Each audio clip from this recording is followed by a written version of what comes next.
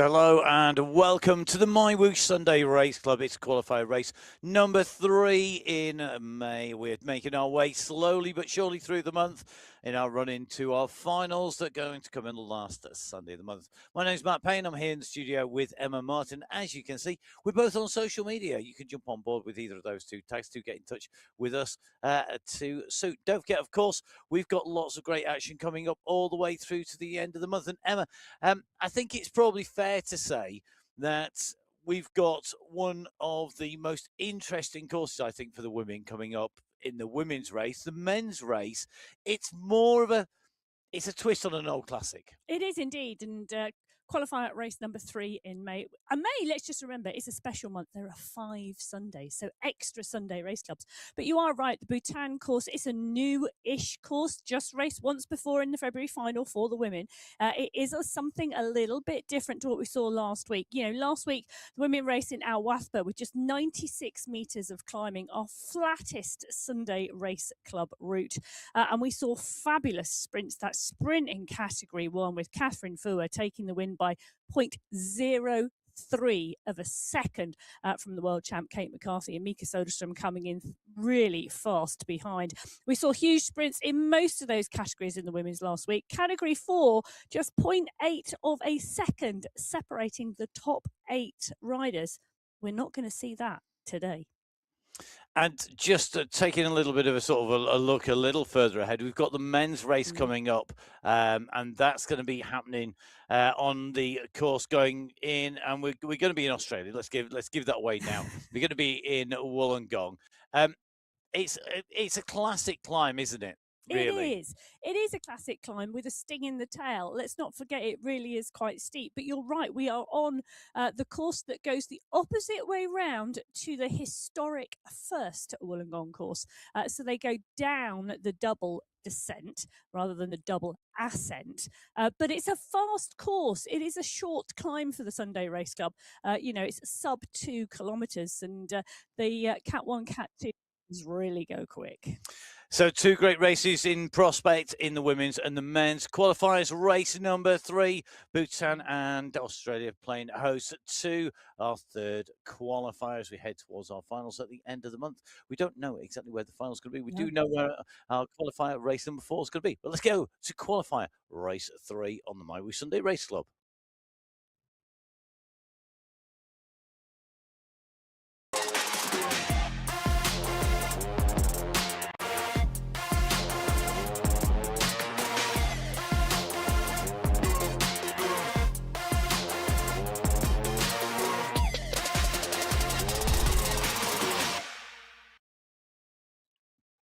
Sunday Race Club, MyWhoosh, qualifier race 3. Sorry, couldn't resist that. I've got a little bit of an interesting lung throat situation going on post riding yesterday. We have got a fantastic racing prospect here in our women's race. And Emma, I think for me, this course, I love the profile of this. If I was to sketch out sort of a course profile, this is what it would look like. I mean, it wouldn't maybe be in so much detail with all the wind and all the climbs, but this would be my sort of classic race route for a Sunday Race Club. There's a little something for everybody here in Bhutan on the Dragon's Fury course. 36.8 kilometres of racing, 507 metres of climbing. And look at that, flat out of the pens, and then we drop, we climb, we drop, we climb.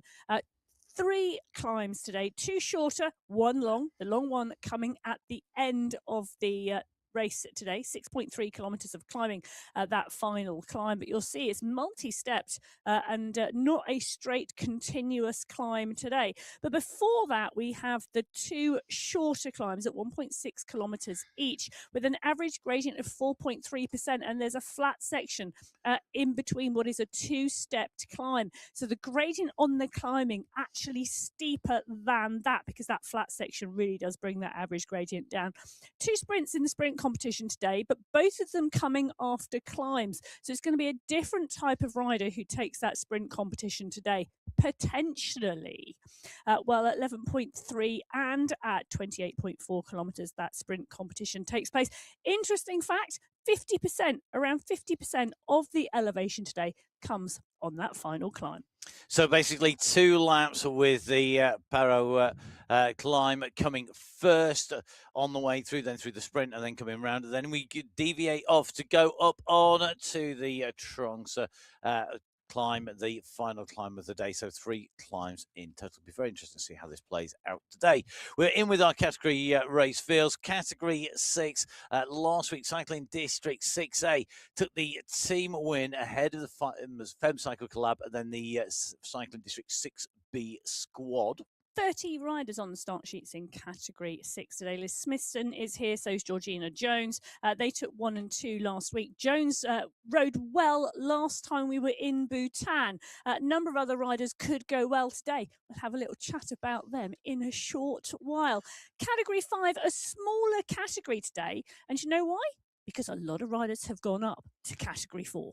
Indeed, lots of movement in there. Last week, Fem Cycle Collab taking the win ahead of Cycling District in Category 5. The team being led home by Kath Tomkinson, Palmer Margelli and Jackie Giuliano. While Category 4, 34 riders on the start sheets today. It is one of the bigger race fields, not quite the biggest. And those new riders coming up from Category 5, I think are going to ride really strongly, actually.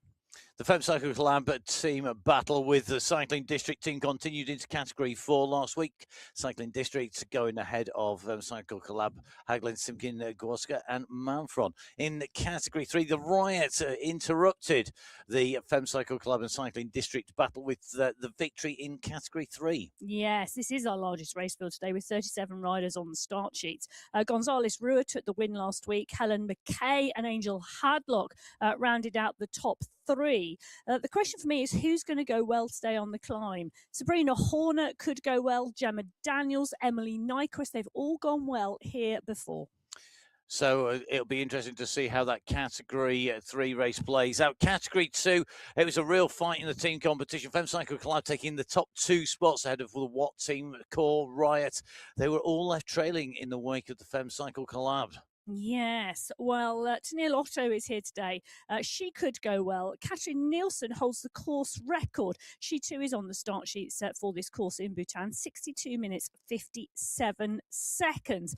Last time we were here, 6 riders in Category 2 were within 3 seconds of each other. It was a really close race. Sylvia Garea finished in 2nd place.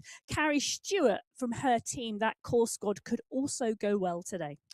And when we came to Category 1, this is going to be really interesting this week to see how this plays out. Last week, it was a real humdinger of a race finish. 10-up sprint with Catherine Ford taking victory and came in 1. McCarthy, the world champion, came in 2nd place but did lead home the Ablock International team. Yeah, McCarthy holds the course record on this course, 60 minutes and 4 seconds, but there are just 19 riders on the start sheets in Category 1 today. There's a lot of other people, there's a lot of Category 1 racers racing elsewhere today. But Francesca Tomasi could go well. Keep your eyes peeled for her. And Gabby Guerra will, of course, try something on that final climb. So chance today for riders maybe to take advantage of a different size race field. Sometimes that's a smaller race field. Sometimes that's a bigger race field, depending on that race category. Our categories going in Category 6 right through to Category 1 with 2.5 minutes, separating each of our race starts on the way through. Category 6, the first to leave the pens, ready and waiting underneath the MyWhoosh banner. The no fuss, no fee, just ride. In this case, it's no fuss, no fee, just race. It's time to go racing here on MyWhoosh, on the MyWhoosh Sunday race, the qualifier race number 3. In Category 6, Liz Smithson was on superb sprint form, taking the sprint to Jersey, didn't she, Emma? Really good to see. Yeah, and she took that overall race win as well last week. She's right up and centre with Georgina Jones at the front of the race at the moment. Alida Masciaretti is there as well. Sylvia Schuring in the mix too. Bridget Bremner is here today. Musa Al-Mansouri had a great race as well last week. Lopes on your screen at the moment, nicely tucked into the pack. Taking a look at those numbers, there's green and 3 chevrons. She's fully in the draft. A rider who I think this course could really suit. It's tough on the way to the final climb, and I think Susanna Lopes really does like it when there's the opportunity to make the racing hard for people. Yeah, I agree, but she also does like climbing as well, so it could be a really interesting race for her. There's a number of riders I think will go well today. Mascherette is one I've pulled out. Angie Gaviria Arias, I think she'll climb well. Cynthia Hoyas has been gone well here in Bhutan before, and Georgina Jones, she took second place to Barbara Heron on the course back in the February finals. Heron, obviously, well, not obviously, but Heron has indeed moved up categories. Smithson, she took the win last week in what was that competition on the 96 meters of climbing. Today with 507, I still think she'll ride well. She's really an all-round rider. Adriana Barco on your screens.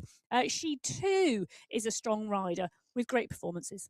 Definitely great performances. 5 wins, 6 second places, and 5 third places. That's a really, really great performance, and it's good to see. It is indeed, and you can see Kirchner on the front here. The pace having settled now comfortably in at around 33 kilometres an hour. The group, well, there's 1 or 2 riders just off the back at the moment. They're going to need to just squeeze on those pedals to get back into that Category 6 leading group. Category 5 down in the pen with the final seconds ticking away. So it's time to go racing in Category 5 here on the MyWhoosh Sunday Race Club. This category really is becoming very, very closely fought out. It's going to be interesting to see how Tomkinson and Mongeli, that FemCycle Collab squad, 5 riders on their squad today, De Silva, Casca, along with Giuliano, Tomkinson and Mongeli. I mean, that is such a strong race field, but there's lots of individuals who could challenge. I'm going to be really interested to see. I mean, last weekend we had lots of sprints, and Valentino Luciglia took a win in the sprint competition. And 4th overall. Yes. But then that final sprint was just a little bit different, wasn't it? Just shook it up a little bit. Yeah, it was. But Alzak came out on top with Goodall, Brawl and Latriglia in 4th place. For me, it was really interesting because all 4 of those riders moving up to Category 4 today, leaving Category 5 quite wide open. Alexandra Knowles took 5th place last week. She could go well today. Yes. I'm going to be interested to see how that plays out. I'm also interested to see how Marika Notes goes on this course, because I think this is the sort of course where Notes is really going to go well. We know that she climbs well. We know she's really... One of the things I've noticed about her riding is the way that she paces herself. And I think on that final climb, pacing yourself correctly when you've been doing a race effort is going to be key. Yeah, I think Kath Tomkinson will go well today as well. Yes. She's one of the riders I've got a little mark against. Not a bad mark, a good mark, because I think she could go well on this course today. I think she's got competition, and I think there's quite a lot of competition in here. It's going to be interesting to see how much that FemCycle Collab group can work together, because De Silva, Giuliano, Tomkinson and Mongeli could well be 4 riders right in the mix. They may, I'd be asking my teammates to help me, and because we could all benefit from that. Amy Loxley could go well. Angelina Roja. Randa Cahul is on your screen at the moment. She too could be in there. Katie Kansara Jones, Maria Wilhelm. There's a lot of riders. Amory Guiney as well. There's a lot of riders in this group for whom this course could be really good today. Yeah, good to see Randa Cahul in race field. All ready to go racing and already out on course. The Category 5 riders now at the 1.2 kilometre marker, as our next set of riders are in the pens getting ready. And it's a Category 4 riders. Interesting to see who could take out the win today. Of course, no QOM climb competition last week. It was all about the sprints with Gina Van Rossum ahead of Lam Kong and Natalia Idzik, with Seba Al Ray fighting it out with them as well. It was a real mixed bag. In the end, Van Rossum and Kong tied on points in Category 4 in the sprints. I think it's, with 2 sprints today between climbs, I think it should take less importance for some riders, but it may be we're going to see somebody who can get over those climbs in Category 4, looking to maybe take advantage of the sprint and maybe not then focus quite so much on the climb. Well, it's interesting, isn't it? Dana Davison on your screen at the moment. She's a strong rider and a good all-round rider. Gina De Grazia is leading this out, but Davison is right at the front of the pack here. There's a big push off the start line from De Grazia. She really wants to get this pace up and running very, very quickly. And Dana Davison, I mean, she was absolutely flying in the Australian Nationals earlier on in stages 1 and 2. Yeah. Really, I mean, she's such a strong rider.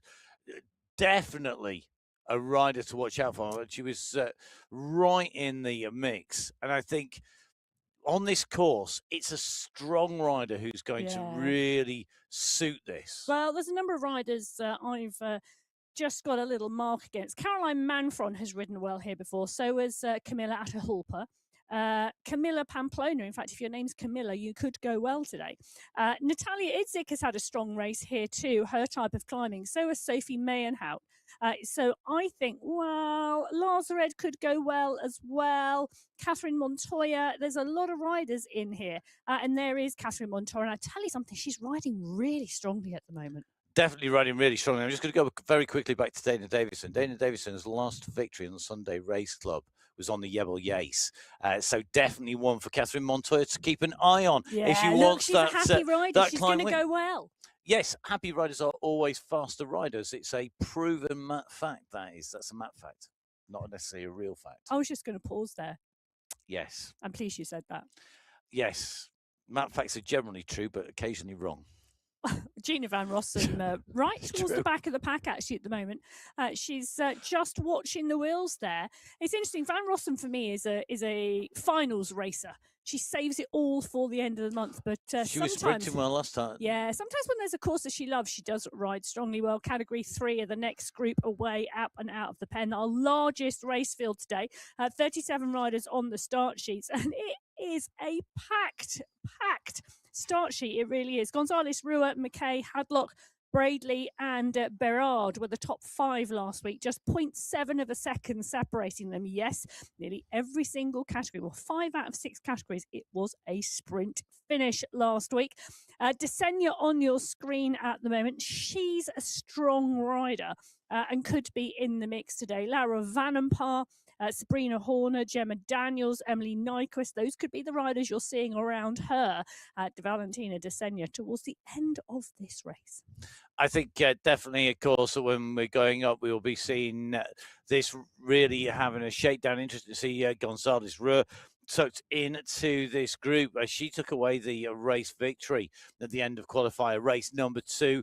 A very strong ride by her on a great sprinter, but it'll be interesting to see how she goes with this climb. Maybe a little bit too much of a big finish today. We'll see what Kimberly Miller can do. Really interested to see how she goes on with the course here today. You can just see the daylight in the background from Miller just out of the window there. So plenty of vitamin D hopefully coming through the windows to keep her rolling and just tapping a nice rhythm here, 91 revs per minute, and just making sure she stays in that draft. So Kimberly Miller's an interesting rider because when she was in category 4 back in February, she took the course record on this course. She's now progressed to category 3, but still, you go well on a course, even if you have gone up a category. Angel Hadlock also rode strongly here in February. It's going to be interesting to see whether she's got the legs. Her legs were great last week with that 3rd place. Yeah, I mean, Hadlock is one of those riders. She's racked up 13 wins on the Sunday race, 14 second places and 12 third places. So that's a huge total of podiums in 170 race participations. She's very close to, she's going to be heading very closely into that double century club. It's a very limited club of riders who have got their double century on MyWhoosh, but she's right up there. She's going to be probably in the in a couple of picks time, she's going to be heading up there in terms of the riders going in to that double century. Let's see who today is going to hit it right over the boundary on the way out of the park here, because they're heading out. It's category 2, making the way out onto our race route here today in Bhutan. And in category 2, again, great ride by Camilla Miraz. No surprises that she came into the sprint and took that win in some ways, because she is such a great sprinter, but she did 0 in the intermediate sprints. Very interesting last week to see how that played out. Yes, very interesting to see how that played out. Stephanie Briggs off the front at the moment, the Canadian rider. Yeah. Big drive off the start. The other riders not quite so bothered. They know they're going to bring her back and they know they're going to close her down. But Briggs in 1, Eck in 2, Haag in 3, Todd in 4 at the moment. Vittori is in there as well. Now, for me, category 2 is the new category 1. Because the level of competition in category 2 is just outstanding. The strength and depth of this race field. So quick, isn't it? It is so quick, it is so fast, and it is so well matched, so closely matched. 36 riders on the start sheets, and you can put a piece of paper between them. I mean, honestly, there's probably 22 women in this race field who could win this race today. It is paper clearances. It is. It really is. So, once upon a time we built bikes with clearances literally of a sheet of paper between the tyre and the frame to give you a stiffer frame and less flex in there. Now we have big clearances and big gaps so the air can flow around it. But in this bunch, this is definitely old school. It is paper clearances between people out on the race street. I mean, Stephanie Briggs, one of our really strong riders, she's taken a win on the Sunday Race Club, a second place and a third place. So she's got one of each colour, gold, silver and bronze on the Sunday Race Club. It'd be interesting to see how that can, how the Canadian goes on when we're going in here. She's been riding really well, actually, recently, and it'd be interesting to see how that plays out. Let's dive in quickly with Category 6, though, because we're coming up towards the summit of the climb here. This is going to be the first time up the Parabuki climb. The top of the climb coming at 5.7 kilometers underneath the polka dot banner at the moment. It looks like it's Angie Arias who's ahead of Smithson. So Arias scores the 5 points. It's going to be Smithson with 4. Rauka's going to take 3, Masciaretti 2, and Zabala 1. Subject to confirmation, of course, by the team. It may well be that it's going to go in that order. But interesting gap opened up at the front of this race. It's scattered on the first climb. Yeah. I didn't think it would be quite so. I thought we'd see it fractured, but not this fractured. Well, it's interesting, isn't it? Because Arias, Smithson, Maroka, Masciaretti and Santos, the 5 riders who have picked up points. 3 riders clear at the moment at the front, and then Masciaretti leading a group of 5 riders in 9 seconds as they went underneath the banner, and you can see the gap there at the moment. I think that will come back together again because we're going to drop off the other side and then we're going to transition quite a long, flattish section to the 20-kilometre marker before we climb again. Bit of headwind along the way, bit of tailwind as well. The riders need to use that to their advantage. Yep, ride really smart. It's going to be really, really key here today. Whilst our Category 6 was sprinting over the top of the summit, Category 1, our final race category to leave the pens, have set off onto a race route, half kilometre into race route at the moment, the 36.8 kilometre race route with 507 metres of ascent. Days out of the office don't come much better than Catherine Fuhr's day out of the office. Last week. Took the win, took the sprint win overall as well. The team competition was close, not quite a team win, but what more can you do when you're at the front of the race? I mean, that was impressive stuff. It was really impressive, and we know Fuhr's got the most phenomenal sprint. She's such a strong racer, and it is great to see. And she got that timing to perfection last week. The timing at the moment in Category 5, we've got a big pack of riders coming to the very first polka dot banner in Category 5. Notes, Cahul, Tompkinson, Mongeli, Kansara Jones, Hyde is in there as well. Jackie Giuliano is in the mix, and she's one of the riders who's going to try and pick up some points here, but it's Katie Kansara Jones that's going out from the pack to pick up those points and that polka dot skin suit. The first time, 3 climbs today in the competition, but Kansara Jones picking up 5 points in the first one. Mongeli will take 4, Giuliano will take 3, Loxley will take 2, and Hyde will take the final point in that competition. But can I just say, you're looking at nearly 17 riders still in the mix in Category 5, as opposed to the 3 riders we saw go clear in Category 6. Category 6, that was 8 groups of riders going over the summit, basically. That's how fractured Category 6 was. When you look at the top right-hand side of your screen and you look at that radar view, it is nowhere near as fractured. There is yes, there are ones and twos off the back, but it's not as evenly broken up. I mean, we were literally seeing threes and fours, 16 riders, and a gap of 22 seconds to 3 riders, and then another 14 seconds to 1, but nowhere near the same But take a look at this. fracture. This group of Category 4 riders, you can just see the polka dot banner around the right-hand corner. But this is a big group in Category 4 as well. Menhout is leading this out. Van Rossum is in the mix. Davidson and Montoya are there too. Martinuska is coming as well. We've got the 4 riders on the screen there. Martinuska, look at the look of concentration on her face. Really focused there, sat down and tapping that rhythm out. So is Montoya. Van Rossum out the saddle, kicking down here. She clearly wants to go clear, sits back down. She knows she's done enough to take away the 5 points, taking away top spot. Dana Davison, that last little push really has made a difference. I think she's going to take away second place, just waiting for the update. Van Rossum definitely clear at the front. Gina Van Rossum at the moment, she's got that winning bug. Oh, she's that on means some great form you at want the to be moment. on the front when it counts, and she is getting that timing right time and time again. 5 points for Van Rossum, 4 points for Davidson, 3 for Menhout, 2 for Vessen, and 1 point for Manfro. All potential contenders in the overall race, already showing how strong they are as they go over the top. And that's an even bigger group, is it not, Emma? Oh, it is indeed. 10 seconds separation the front from the back of the group there. 20 riders still in contention. Could all concertina back together again. Van Rossum has come off the pace at the front. She's expecting the group to come back to her. Davidson is bringing it back. She's not come off the power yet. I think it's really interesting because when you go onto the climb, you're going into a headwind. So you're climbing with a headwind or a cross headwind. The descent off the other side is a tailwind or a slight crosswind.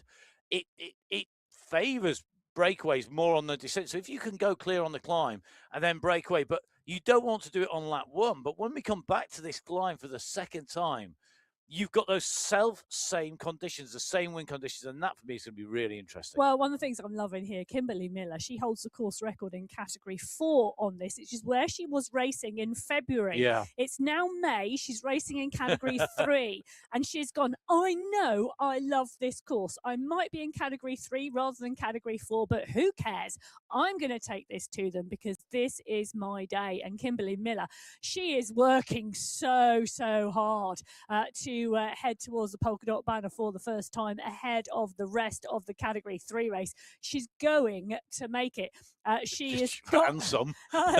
She's got a 6-second gap at the moment over Brooke McLeod, Russell to Carnis, Gonzalez, Ruhr Horner. Underneath the banner she goes. That work was rewarded. And if I was Miller now, I'd just continue to push just into that descent, literally to make it hard for anybody who's in trouble at the back of the group. Because as it levels out, anyone on the back will be on the climb. As the leaders in this group are going onto the flat section, the flat will accelerate out, a bit like when you go around a corner on the road or in any sort of outdoor discipline. If you ride, if you're on cycling esports, it's the same on those climbs. You go over, you get to the top, and you're starting to accelerate on the flat or into the descent as the riders at the back are still on the climb, and you can really fracture the group. You can really make it hard for the people at the back of the group. The front of the group, Miller, Brooke, McLeod, Gonzalez, Rowe, and Horner, the point scorers, they were all in a position to make it hard, to make it difficult, even more difficult than it was already. And that headwind climb coming up at the Paro climb here, that really for me makes a difference. We're seeing it in Category 2 here.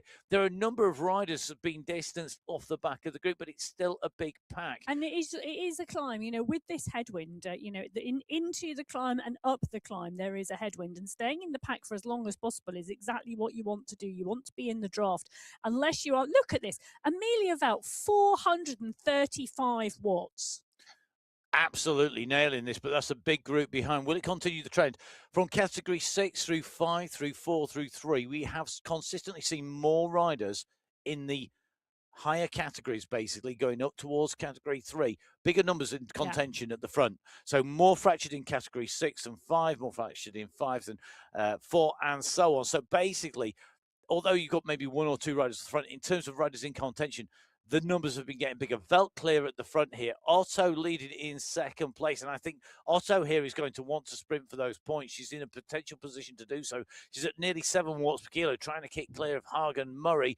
She's got a lot of work to do. She's not going to close down Velt. Velt takes away the maximum points, and the polka dot skin suit Otto, who is potentially in contention here, not just for the climb, but the sprints and the overall, because we know how strong a rider she is. She lost out. Showing strong. She lost out in that final sprint last week to Miros and coming through in second place overall. Very different type of course, but although you're right, I think she is one of the riders who'll be targeting it. Alice Lethbridge, it's type of course she likes as well. Big climb at the finish, very much suited to Lethbridge. Haag in the mix. We know she likes a strong race too, but Amelia Velt, what a push away from the pack. What power she's just put through those pedals to take that polka dot skin suit. Very, very strong riding by Amelia Velt up on the front of that race, going through 5 seconds clear of 27 riders. So the numbers are growing. One thing I'll guarantee, they're not going to grow when we go to Category 1.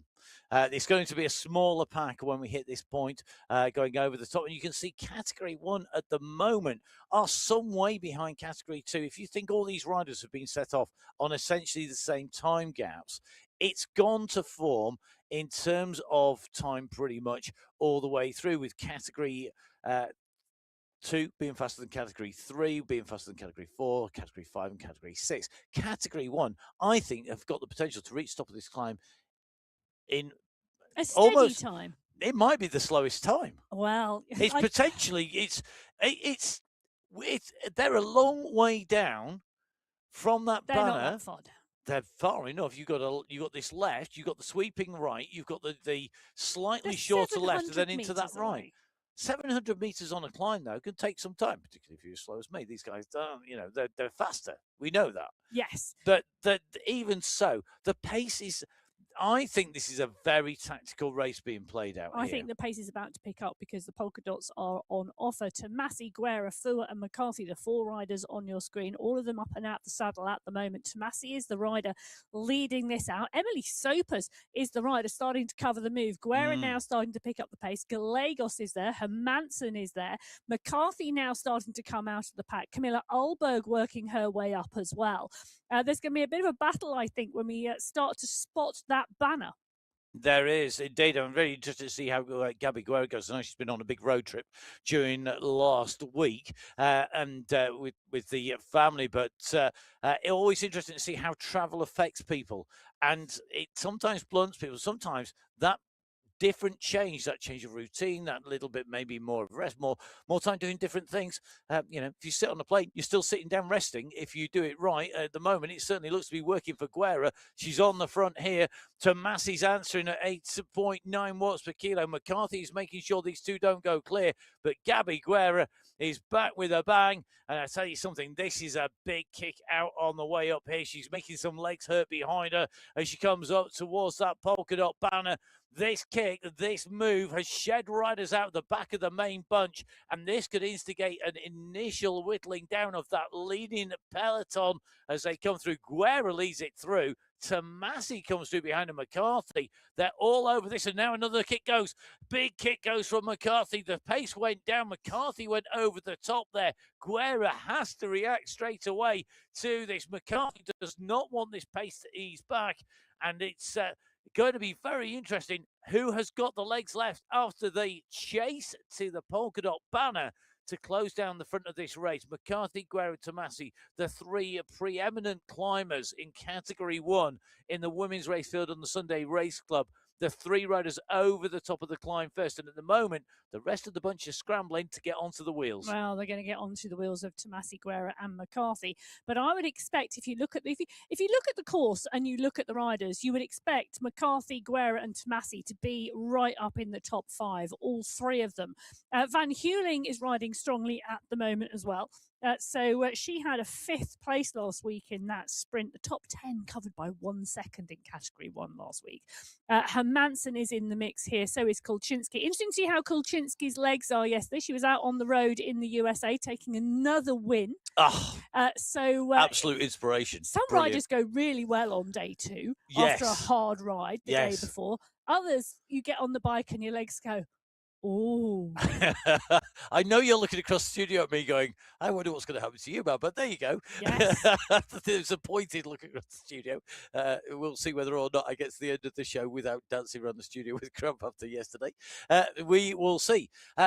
I am going to go on to one of the key things. I love the 4 different pain caves that we've got on view here as they run their way in around here. I'm just going to put this out there. Barbara Ballar at the moment chasing Kimberly Miller. Miller is on a mission. So as they come around this turn, they're heading in towards our first sprint. And at the moment, Miller has led this out. Gonzalez Rue is going to go up onto her wheels, but she's going over the top. Look at the speed of Gonzalez Rue. Sprint number 1, tick. Gonzalez Rue, last week's winner. Tick, job done. Miller right in the mix, but Dorothy Gonzalez Rue flying there. That was put your capital locks on, snap. It was fabulous. It was snap. That's what it was. Gonzalez Rue picking up 5 points. Kimberly Miller taking 4. McKay, DePavia and Horner rounding out the top 5, picking up points. 19 riders in that leading group in Category 3 at the 11.3 kilometre marker. Category 4 going through there is Femke Vassen, who picked up the points from Mantron, Letrigler, Van Bugdem and Andalou. Again, 19 riders in the leading group in Category 4. Category 5, it was Angelina Rojo who picked up the points from Louisa Schultz, Mongeli, Hyde and Tompkinson. 13 riders in that leading group. And in Category 6, the riders have caught those 3 leaders. So 8 riders in the leading group in Category 6. And Maroka picked up the 5 points from Smithson, Masciaretti, Arrayas and Bremner. So that's the first sprint done for those race categories. And those are the overall leaders, those people who took those sprint wins as they came in underneath that green archway. This green skin suit being awarded to the rider with the most points, with 2 sets of points on offer. It's the same sprint each time at the clock tower as you come through. 11.3 kilometres on this lap, the archway, and it's 28.4 kilometres as you go through the next arch. Now, on our screens, top left-hand side, Joanna Kalman, my tip for the top today. Ooh. No pressure, but come a summit finish, Kalman has a habit of coming into her own, particularly if there's some bumps on the way. Well, I think her teammate Carrie Stewart will also be looking for the win, and I think the two of them could well work together. But Tennille Otto at the moment is the rider driving this through the banner. Amanda Paulson and Stephanie Briggs are fighting from behind, but it is Otto who's going to take the green skin suit and the 5 points. Did say Otto potentially could be looking to take away points and taking away the win in the climbs and the sprints and potentially the overall. We'll have to see how that plays out. Otto from Paulson, Vittori, Briggs and Garea scoring 5, 4, 3, 2 and 1 points respectively as they go through the clock tower sprint for the first time of asking, making the way in over that 11.3 kilometre marker in Category 2. I've done a quick double check at the top of the climb because that's where we last saw Category 1, just to see how fast they were. So they potentially might not be the fastest, they might even be the slowest. Kind of sat somewhere in between because Category 2 were the fastest riders to the top of the climb for the first time, and Category 3 beating Category 1. Category 1 coming through. Only a matter of a few seconds. I mean, we're talking 4 seconds ahead of Gina Van Rossum in Category 4. So you're talking about it. Again, it's a steady pace. It's a steady start. It's a tactical pace. It's tactical. It's saving your energy for the key moments. Well, it's one of the things we see Category 1. You know, it's one of the plays we see in the Category 1 toolbox. A much steadier start, a much more conservative start, particularly when there's a very long climb at the end. The disruption sometimes we see in the monthly final when this play comes out. But Katerina Karamani, good to have her back on the Sunday Race Cup. She's been out on the road, putting in some phenomenal rides. It's been great to watch what she's been up to. Good to have her back on the Sunday Race Cup. I'm really, really interested to see how Karamani transitions back on to cycling esports. Definitely, and Karamani, a rider who's got 5 podium places so far on a journey up into Category 1. Really, as you say, very interesting to see how that plays out. She left Category 2 with a race win on the endurance climb. So a summit finish could well suit her today. Definitely a race. It's going to depend on how she goes and how how much energy she can keep in the bank over this course. One very experienced rider who we know is going to be making sure she plays this right is Mina Koivunen. Koivunen on your screens at the moment.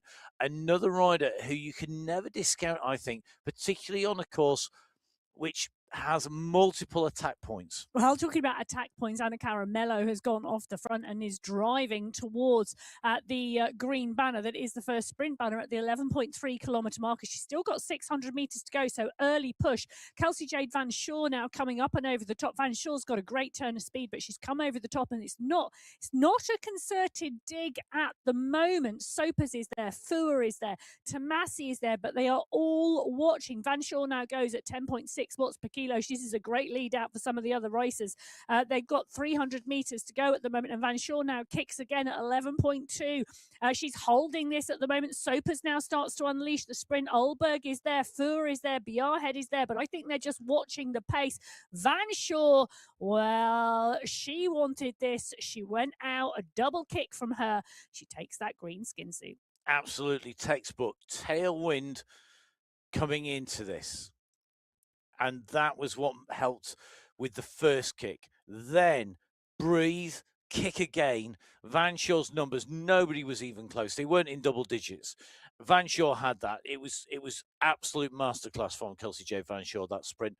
Brilliant to watch. 5 points to the result of that and the green skin suit on the shoulders of Kelsey Jade Van Shaw. Alberg in second, Soapers in third, Tomasi in fourth, and Fua in fifth place. Those are the points scored so far.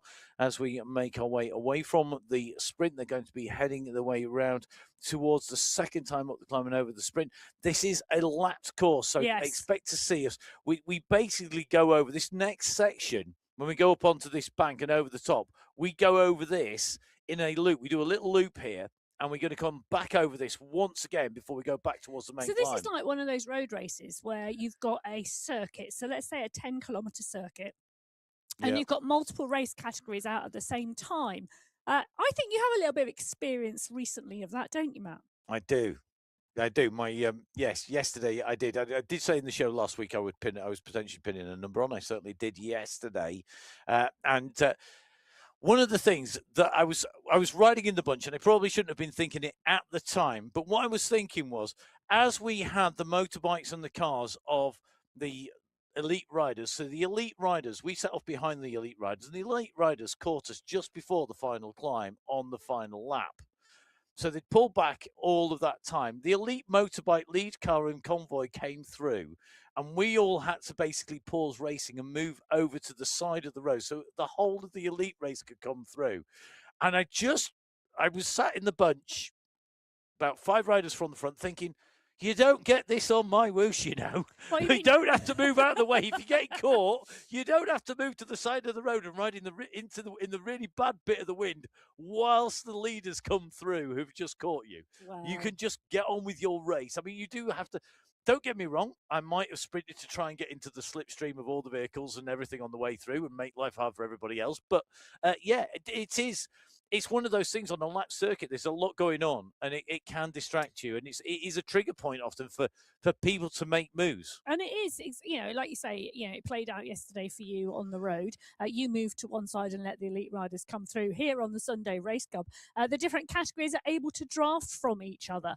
It is a lapped course, but what you also see with the 2.5 minute time gaps between them are faster riders catching slower riders as well.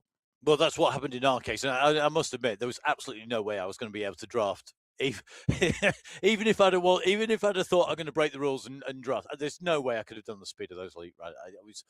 I have to say, it was really interesting watching. It's a bit like when we watch the Sunday Race, and we get the view into the pain cave of the different riders. Category 1 riders are just on another level. But that is what, it is what cycle sport is about, isn't it? It's, we've got 6 categories here of like grouped ability.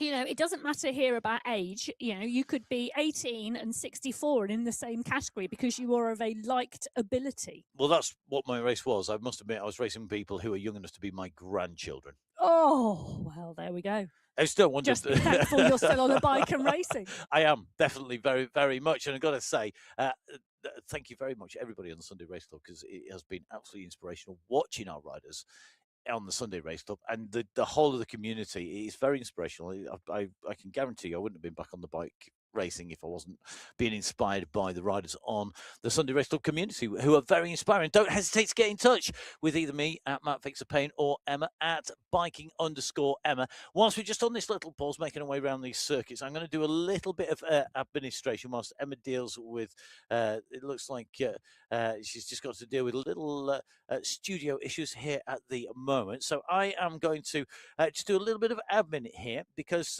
I am going to remind you two things, two very important things. Number one is that the treasure hunt is back from today. So 17th to I think it's 23rd, the window, there will be 3 hour warning, 3 hours of warning when it's going to be. And then you have to ride to find it. The join my ride will be switched off, so do make sure you've got your riding in. I think 60 kilometers, if I remember correctly, of riding that is required to be eligible. I know Emma's been racking up her 60 kilometers to be ready, but if it happens now, she's not going to be going anywhere because she's sat on the studio chair rather than in the saddle in the pain email cave. came in the middle of the Sunday Race Cup and I went, ever so sorry, got to jump off and do the treasure hunt? I don't think that's going to happen. It could happen right now on this, where we've got these two small loops together. Rosaura Haglin could be racing and find that she's actually part of the race field, and all the race fields picks it up, because, of course, nobody knows where or when at the moment it's going to be, unless something happened whilst we were in the studio, which I'm hoping it hasn't, because we're going to look very silly. Now, Rosaura Haglin, I'm loving the fact we've got the stairs right next to her, and it's the towel rack as well. Yes. It's absolutely multi-purpose in the, you've got to make the most of the surroundings that you're in, and Rosaura Haglin in here on the pain cave, on the bike here, tucked into this group, and I have to say, looking pretty comfy to be in the front group. So yes. Good to see Rosaura at the moment as we make our way around the turn. Don't forget, we'd love to see your pain cave as well.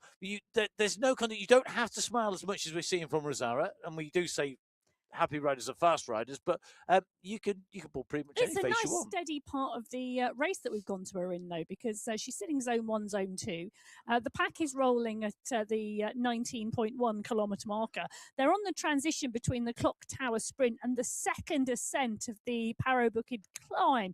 That doesn't come till 21.2k. So sitting in the bunch, letting everybody else determine the pace is exactly what you need to do. And at the moment, she's getting a nice bit of recovery from it. And save your energy for that key moment, because when we go on to the climb, that climb 21.2k, the official start of it, little bump before we get there, and they're heading into that at the moment. So I think it's going to be very interesting how this plays out. 2.3% at the moment and rising. This is the little run into the climb officially, and they're going to really notice that as they go over. A little bit further down the road at the 20.9k marker, just on the flat after the bump on the run in, heading into the climb proper. You can see category 6 on the left-hand side of your screen. They are your leaders on the road as we dive back down to category 1, because McCarthy is on the move. She's decided it's been too slow, you know. So Category 1 have not been the quickest riders out of the pen today. The first, 25 minutes of racing, they've been slower than the Category 3 pack. At the moment now, McCarthy's going, okay, come on. We've got about maybe 35 minutes of racing left. Let's get this moving. And we've got to remember that the racing is part of an overall package of training that the riders are putting in, particularly in Category 1.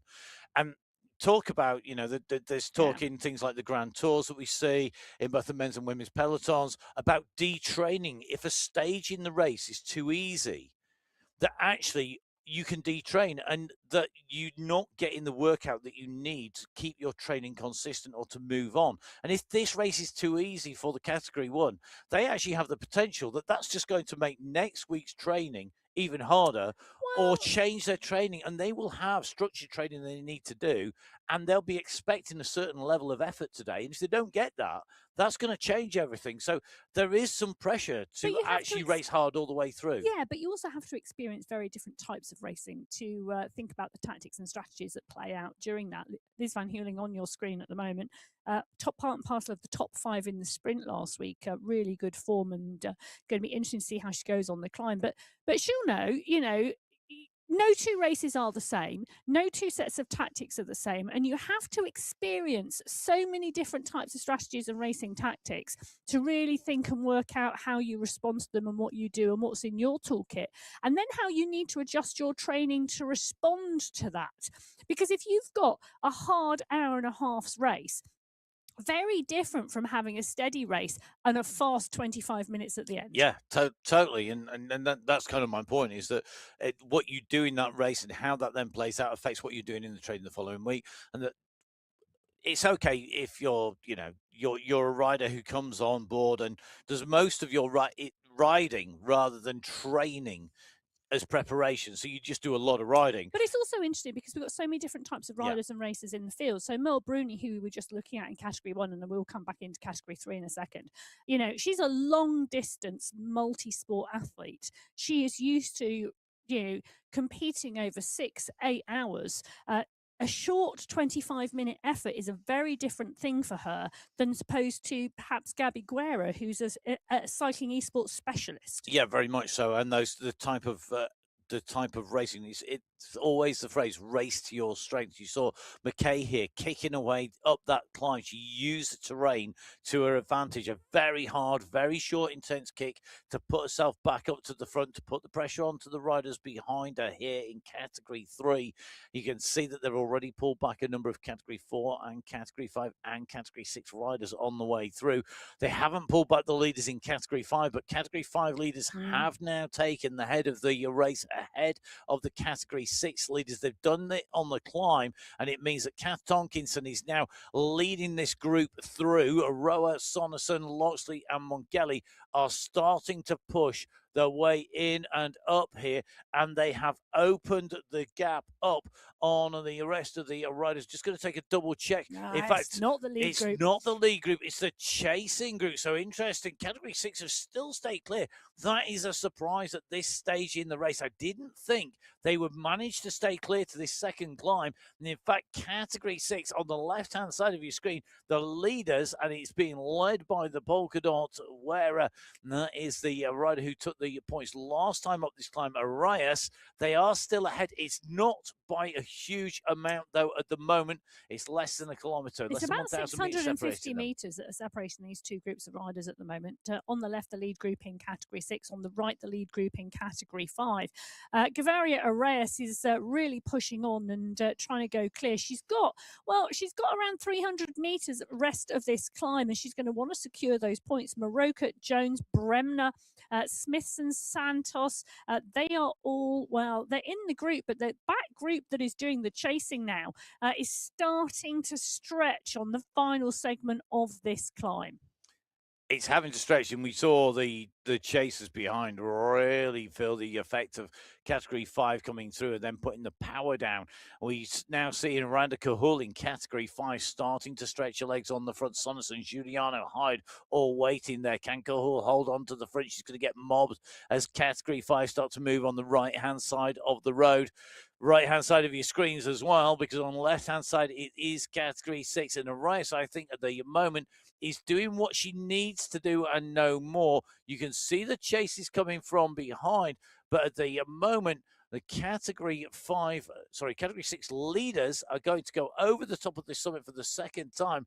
Maximum points for Arias. That's going to be 2 sets of 5 points. It is indeed. Category 4 leaders, though, are catching the category 5 leaders at the moment, and they're going to come together at the top of this climb. So the category 5 riders are going to need their wits about them, because Gina De Grazia in category 4 is going for the points here. She's going head-to-head with Gina Van Rossum. It's going to be a really interesting move. Who's going to want it more, De Grazia or Van Rossum? Van Rossum's gone up and over the top, but De Grazia is still in the mix. Notes Mongelli, Guiney, Kansara Jones, Davidson from the category 5 race field are all in the mix here. Category 6 have indeed gone over the top ahead. Gavaria Arias picking up the 5 points from Maroka, Bremner, Smithson and Jones. Helia Santos is in that group. So 6 riders still clear in category 6. But look at this train of riders and racers on the climb. This is going to be the push up towards the line here. Van Rossum now with Davison and Manfrom for company. Vassen just being dropped a little bit further back. You can see Van Rossum on your screens in person, top left-hand side. Davidson, the rider in second place, basically on her heels. Interesting to see at the same time the Category 5 polka dot jerseys there as well, with Kansara Jones actually now starting to push in front of Van Rossum. Now Van Rossum responds and opens the gap to Davidson. Van Rossum gets out of the saddle. You can see the extra power that goes down with that move. Van Rossum knows she's done enough to take maximum points there in the Category 4 competition. Kansara Jones in the Category 5 competition. Both riders in the polka dot skin suits repeating, real case of deja vu there as they come in through. We'll get those points added in. Before we get those points come up on our screen, just quick heads up. Category 6, we saw Arias taking the win. She's not clear yet. There are still two riders, Moroka and Smithson, who could challenge in the climbs competition in Category 6. Category 5, that was a great race for that little finishing line, Emma. It was indeed a big, big push in Category 5. Kansara Jones taking the points clear of Amy Loxley, Alma Mongeli, Claudia Hyde and Angelina Roja.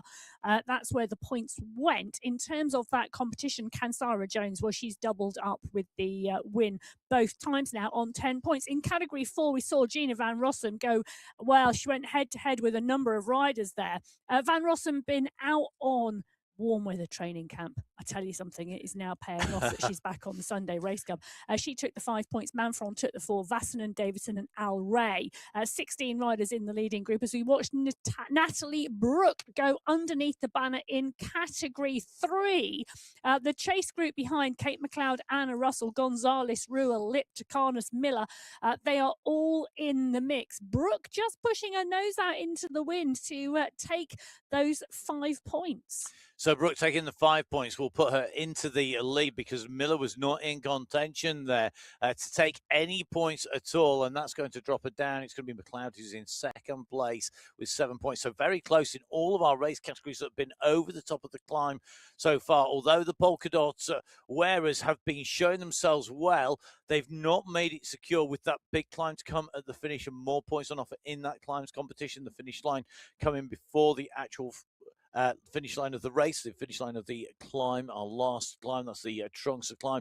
But as we come up to the top here, at top of the para climb in Category 2, Amelia Velt maximising the points to Neil Otto, though, has again kept that to a minimum. Really interesting tactics here by Otto. Didn't push as hard as Velt on that climb. So Velt scores 2 lots of 5 points, that gives her 10. Sunil Otto, 2 lots of 4 points, that gives her 8. They could contend for that overall. They're in the mix overall. They are, but what's really interesting is Amelia Velt has obviously come out today and she's looked at the course and she's gone, right, I'm going to do 3 hard efforts. I'm going for the climb competition. 3 strong efforts, and I'm going to sit in the bunch and I'm going to recover. That is my plan for today. Tanil Otto's plan looks as though is to watch every move and make sure she's in the right place, but not expend as much energy by doing it. So my thoughts are that Otto has a plan for the finish line. Yeah. Okay.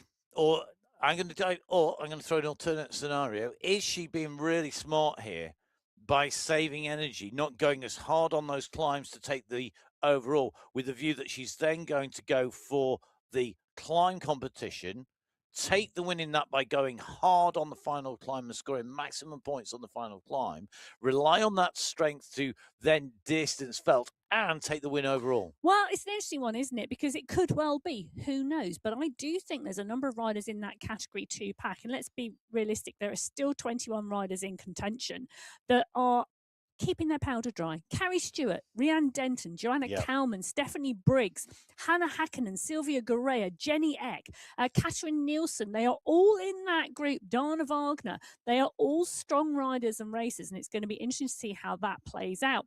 Catherine Fuhr on your screen at the moment, the winner from last week in that fabulous sprint competition. She's in this leading group this week. Very, very different type of race today. But coming up to the 22-kilometre mark, they're on the flat transition between the 2 steps of this climb.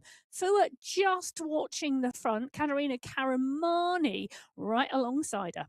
Yeah, for part of that 200 club, the riders who have done 200 participations in the Sunday Race Club, Phil Gray's Mistakes 100, Michael Dudson and Catherine Fuhr, are current members of the over 200 participations in the Sunday Race Club. The next riders actually potentially are Gonzalez Ruhr and SS. The next riders potentially to come in. They're on 186 each, so a little way to go on the way in. Now, Gallegos on the climb at the moment, leading up here. You can see, though, that Gabby Guerra is starting to move up. Just saw over 8 watts per kilo coming from Guerra. Moves into second place. She's leading the climb competition at the moment from Tomasi, McCarthy, Gallegos, and Fuhr. They were the 5-point scorers as we went over the top of the climb for the first time. Guerra now on the front, keeping an eye, waiting to see the moves. Fuhr moves up over the top now, but she's not going on full-on attack speed. Guerra responds, lifts it to 8 watts per kilo, heads up to 8.5 at the moment. Is she going to be challenged? I don't think she is. We see Fuhr starting to move, but that is, I think, a response to not let the gap go too far, rather than taking the win. Tomasi now coming at speed. Tomasi looking to close the gap down on the fast flying Guerra. Guerra at the moment, top left-hand side of your screen there, in person, being chased here by Francesca Tomasi. Tomasi is not going to make this easy for Guerra. The two of them are going to come up to the banner. Guerra will lead through. Tomasi will go through in second place. A mirror image of the first time over the top of this summit. Behind, it's going to be Bjerrehead, followed by Gallegos and Van Heuling. We'll wait to see that order confirmed on our screens. But at the moment, Tomasi and Guerra are very, very strong. McCarthy choosing not to contend that one.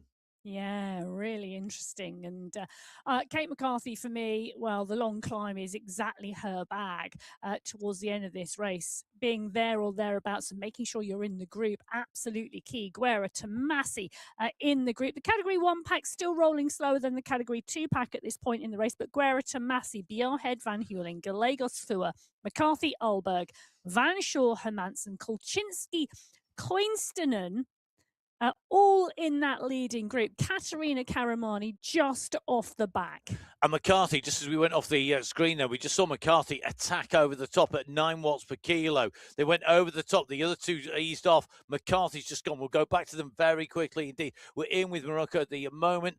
The rider in Category 6 leading the sprints, because we've just gone flying through the sprint section there in Category 6. So the final of the two sprints as they came in through that clock tower sprint. Maximum points, 10 points for her. Great down ride. to 4. Yeah. Smithson and Gavaria Arrayas are now dropped from the group. Caroline Manfron coming into that point in the race, leading through the Category 4 race. Femke Vassen, Gina Van Rossum, Dana Davidson, all in the mix. But Manfron picking up those points in Category 4.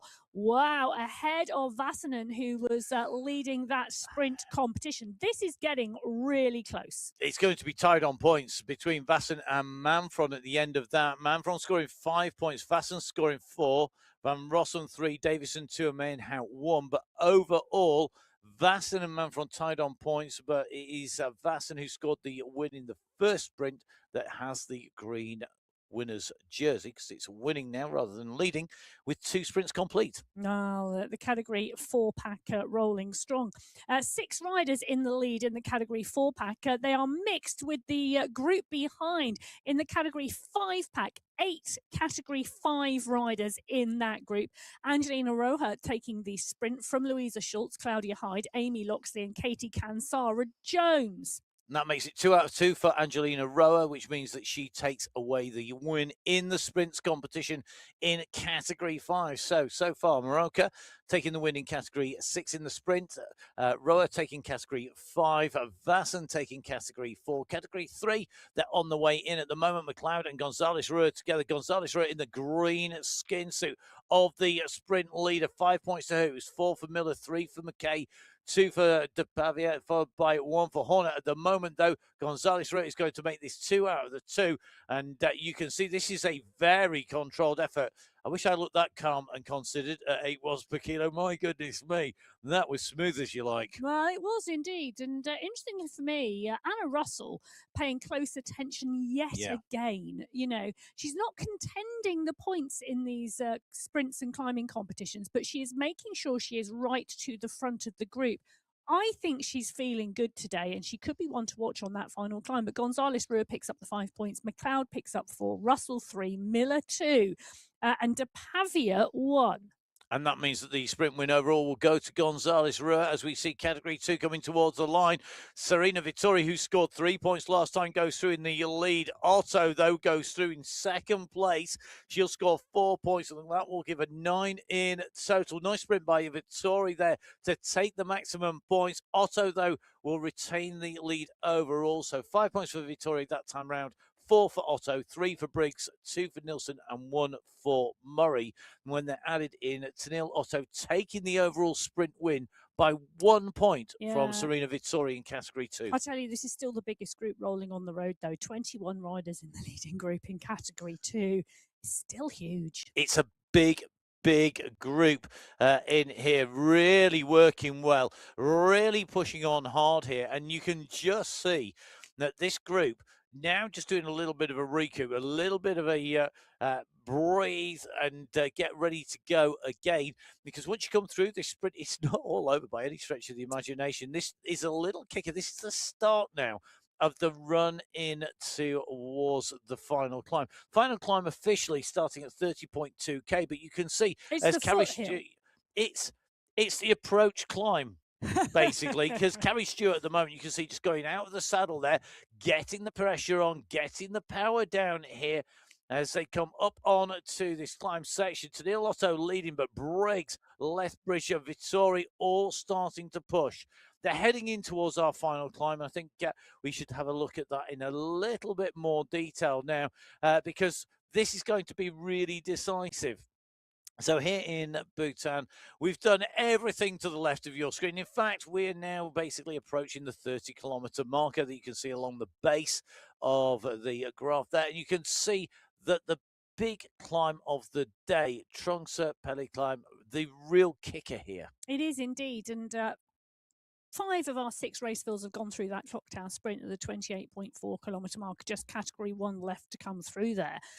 But you can see the stepped nature of this climb. It's 6.3 kilometres in length, and with the precursor climb coming in, and then at that 30.2 kilometre mark of the climbing, well, the categorised climb starts in Ernst, but there are steps, there are very steep sections, there's some headwind out there as well. It's all going to play out on this course. An average gradient of 4% doesn't sound too bad. There will be sections that are draftable, but there are some very steep sections there as well today.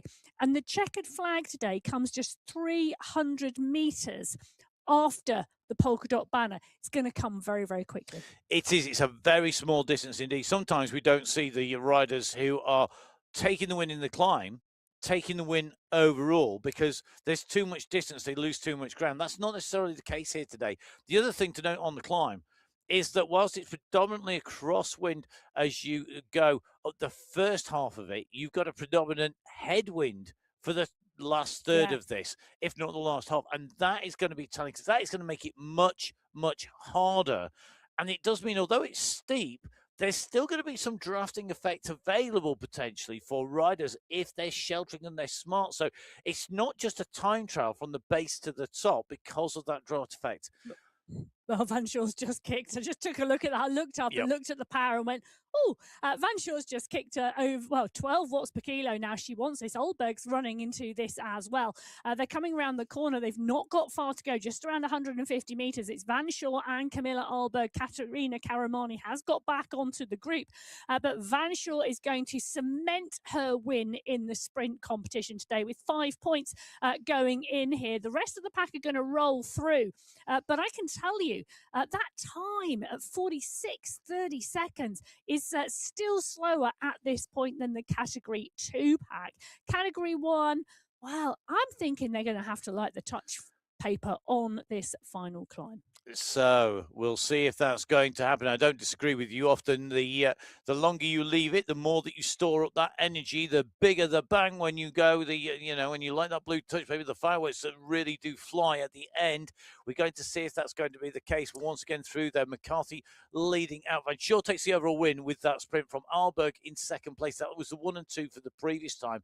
And the one thing that Alberg's doing there is being smart, making sure she's got that second place secure in case anything happens to Van Sure between now and the finish. Because if Van Sure doesn't finish, then she won't take the sprint win. So it is always, I always think it's a smart move by the riders to reinforce that second position. Yeah, well, 14 riders still in contention in Category 1. This is their lead group on the road, though.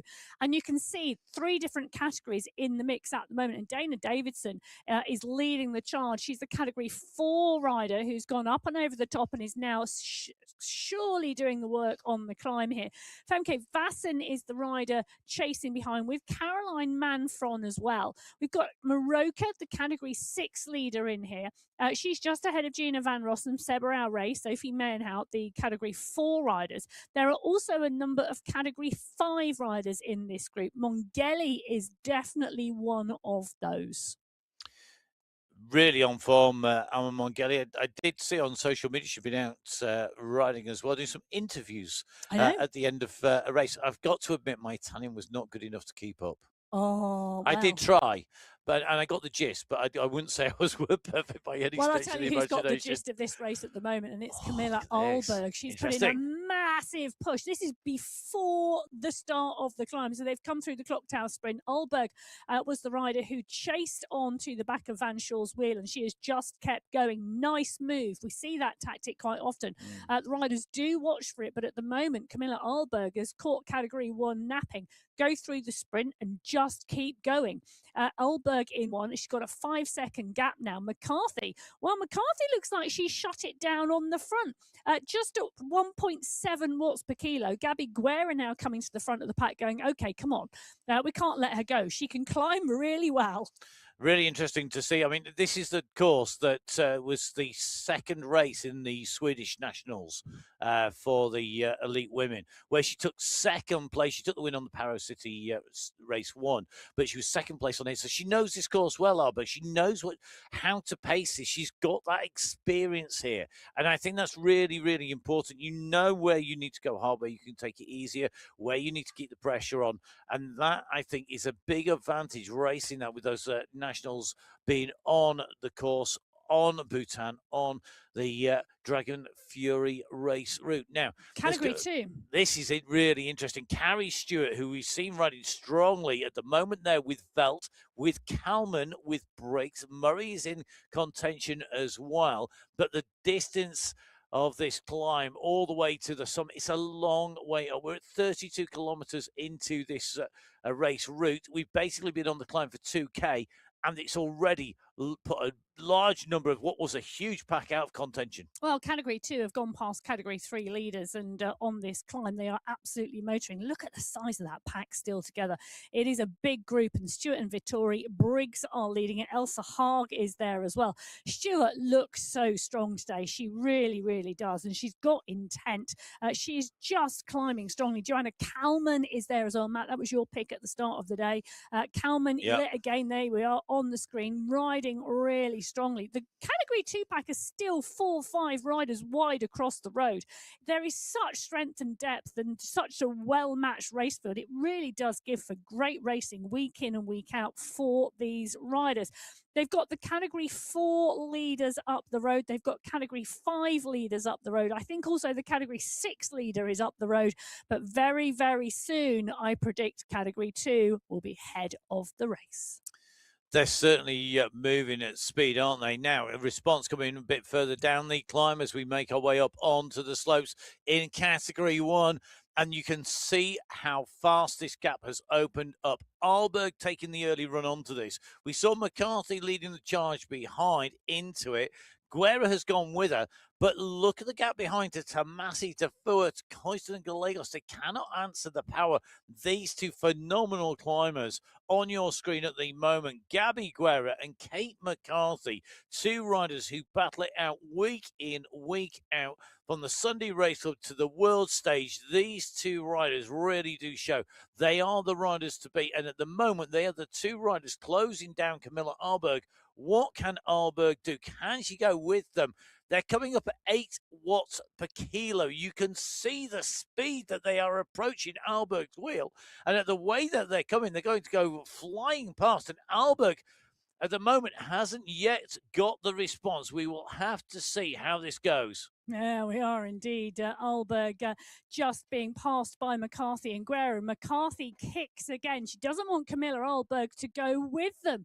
She wants to put that gap in. So Alberg now 2 seconds back, not being able to stay with the pace of McCarthy and Guerra. They have sat in the pack. They have had a steady ride for 50 minutes. And now the final 6K of this race is the race in itself.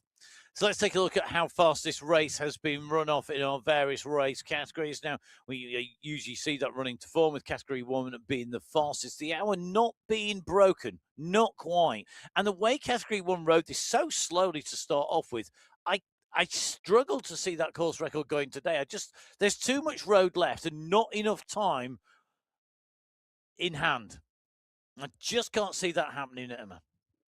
I agree. Oh, good. Right. Let's stop the show there because Emma agreed with me. Gabby Guerra at the moment just losing a little bit of ground here to McCarthy. McCarthy opening up the gap. Is McCarthy going to ride clear to 2 victories here so far? You can see the course record being set on the 22nd of February. Carrie Stewart at the moment, she'll be looking, they're riding very strongly. Emma predicted that category 2 would be the head of the race. They are. They've made it there. Nielsen, the course record holder, 102. Now that potentially could go, but I don't think it's going to go even for category 2. I think the way that the course and the way that the riders have ridden it this time around, it's going to preclude those riders coming in. Category 3 maybe potentially the ones who have that opportunity. There's just under 3 kilometres of racing to go for category 2. Look at the size of the group. They've just gone past the leaders in category 4. But Velt, Lethbridge, Kalman, Haag, Murray, Otto, Vittori, Stewart, all in that leading group. Kate McCarthy now starting to gap Gabby Guerra on the climb. She too is working her way past some of the category 4 riders. This final climb has just split the groups coming in. The only group it's not split is this big group of category 2 riders on the left. Amelia Velt now, though, the German rider, now starting to push on. She's in that polka dot skin seat. We've seen her attack the 2 earlier climbs and put down some phenomenal numbers.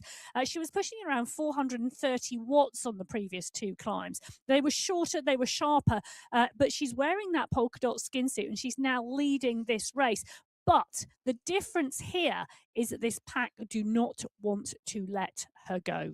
They certainly don't. Cameron Haag right on the wheels. Otto looking to see if she can take away the win here today. Really working well to stay in with that group. Don't usually see the sprinters in the mix on a big final climb on the Sunday Race Club. It takes a very special rider to do that, but they've got to beat Carrie Stewart, Joanna Kalman et al. As they come up this climb. Lethbridge is in that mix as well. She's sitting in that group. She's not yet come to the fore. Vittori, we know, climbs absolutely superbly when it comes to a big climb. Definitely a rider to watch as we come into the finish. They will all want this. The question will be who can get their timing right. And I think as much as anything today, it's going to be about timing as it is anything else. Vittori, we know climbs well, but she's got to get the kick at the right time, the right place. This is going to be really, really critical. Now, great to see the comments coming in. Jana getting the go from Machusa there on the YouTube chat. So don't forget, you can join in on the YouTube chat and we can get them those comments up on the screen. Great to see that support. So do make sure that you hit subscribe, hit like on the YouTube channel, as well as get those comments in as well. Can Kalman do it today? 8 riders Big in ask. contention at the 35-kilometre marker. They've got 1.8k of racing still to go. It is all uphill, and this Category 2 race, well, it is going to be one big battle. Amelia Velt now turns up the power. She's sitting at 5 watts per kilo at the moment. What can the group do behind? Can they close down the gap, or is Velt just going to ride away? McCarthy at the moment is riding away from the rest of the Category 1 race field. Well, two very different riders. Amelia Velt still searching for her first win on the MyWhoosh Sunday Race Club. No search issues for McCarthy. McCarthy so far has won 62 of her 83 participations in the MyWhoosh Sunday Race Club. 75% of the races she's ridden, she has won. There have been very few races where she hasn't been inside the top 5 when she's ridden it, and at the moment she's riding very strong. She's out of the saddle. You can see that rainbow jersey blowing in the background behind her in person on the left-hand side of your screen. On the hoods, out of the saddle, kicking down the power, 68 revs per minute. The heart rate up at 169, 170 beats per minute. The power goes down. She gets a little bit of draft each time she catches a rider, and at the speed she's traveling, that's not to be sneezed at. She's still moving at 27k an hour. Well, one of the things I love about these riders is the fact that you see the work, you see the effort, you see the commitment to the performance. And both Kate McCarthy and Gabby Guerra, you see both of them working so hard week in, week out on these races. And they do not just sit up when they've got the gap. They keep on pushing. They keep on working. And that is the common denominator between McCarthy and Guerra. Neither of those two riders ever give in. They certainly don't. Gabby Guerra, such a strong rider. We've seen her taking wins recently. 17 wins, 43 second places, and 15 third places. Their work, though, is cut out to catch the very front of the race because of the pace that's being set here. Amelia Velt ahead of Carrie Stewart, Alice Lethbridge, Joanna Coleman, Sylvia Gourea, Elisa Haag, Anthony Alotto. It is still a bunch of riders behind. You can see them behind our leader here. Amelia Velt resplendent in that skin suit. Out of the saddle, tapping down on those pedals with the gap back behind, looking to make this not just a climber's skin suit, but the yellow skin suit for the win overall. We're not that far from the polka dot banner. We're not that far from our finishing banner here in Bhutan on the Dragon's Fury climb. What can she do? Can she stay clear? Have the rest of the group got any answer? Time is running out. The road is running out. We finished this race at 36.8k. And the issue now comes to this group of 7 riders who are chasing Amelia Velt start to look at each other. And that then gives Velt an extra added incentive because she knows they're going to look at each other for second, third, and fourth and stop chasing. They're going to start considering how they win from the group, not how they win the race. 100% agree with that. I think that is absolutely nailed on. I think that is so critical. They've almost gone, we're not going to match. Velt on the climb, she showed she was the strongest over the first 2 climbs, both times up the Parabuki climb. She takes the checkpoint coming to the top of the Trunksapelli climb checkpoint section. She goes underneath the polka dot banner and collects maximum points. That's her 3rd climber's jersey. This, though, is looking like this is going to be her first win. She's taken climb jerseys, sprint jerseys. She's had a 3rd place. She's had 2 second places today on the MyWhoosh Sunday Race Club. On qualifier race number 3 in Bhutan, Amelia Velt as a race win on her 82nd participation behind the sprint unfolds. Tennille Otto dialing it to the line ahead of Kalman, Vittori, Haag, and Gourea. You can see the riders collapsing down over the bikes. They are lent on there, sucking up the oxygen. Nobody today, though, had an answer to Amelia Velt. They didn't, but that was one big finish. And I'll tell you something, they closed that gap down to 4 seconds. Velt, Otto, Kalman, Vittori, Hargerer, Stewart, and Lethbridge. What a ride as they went up there. Really, really strong ride. Brilliant to see that push coming up the climbs as they came in. At the moment, right-hand side of your screen, you can see Natalia Brook making her way up here towards the end of the race, making her way up towards the top of the climbs here today as this race continues. The polka dot skin suit of Gina Van Rossum on the left-hand side of your screen leading the Category 4 race.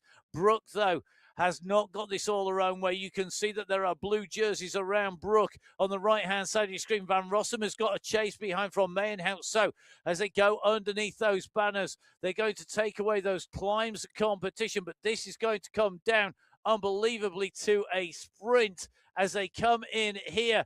We've raced our way around 36.8 kilometres of the Dragon's Fury race route, and now the kick goes. You can see Brooke put the pedal to the metal there. She wanted to get herself into position. Has she got anything left in the run to the line? Lip leading this out. Brooke in second place. She's faded as they come in underneath the banner. It's going to be Anna-Marie Lip who takes away race victory in Category 3 behind Gina Van Rossum as the yellow skin suit as the winner of Category 4 coming through and over the line.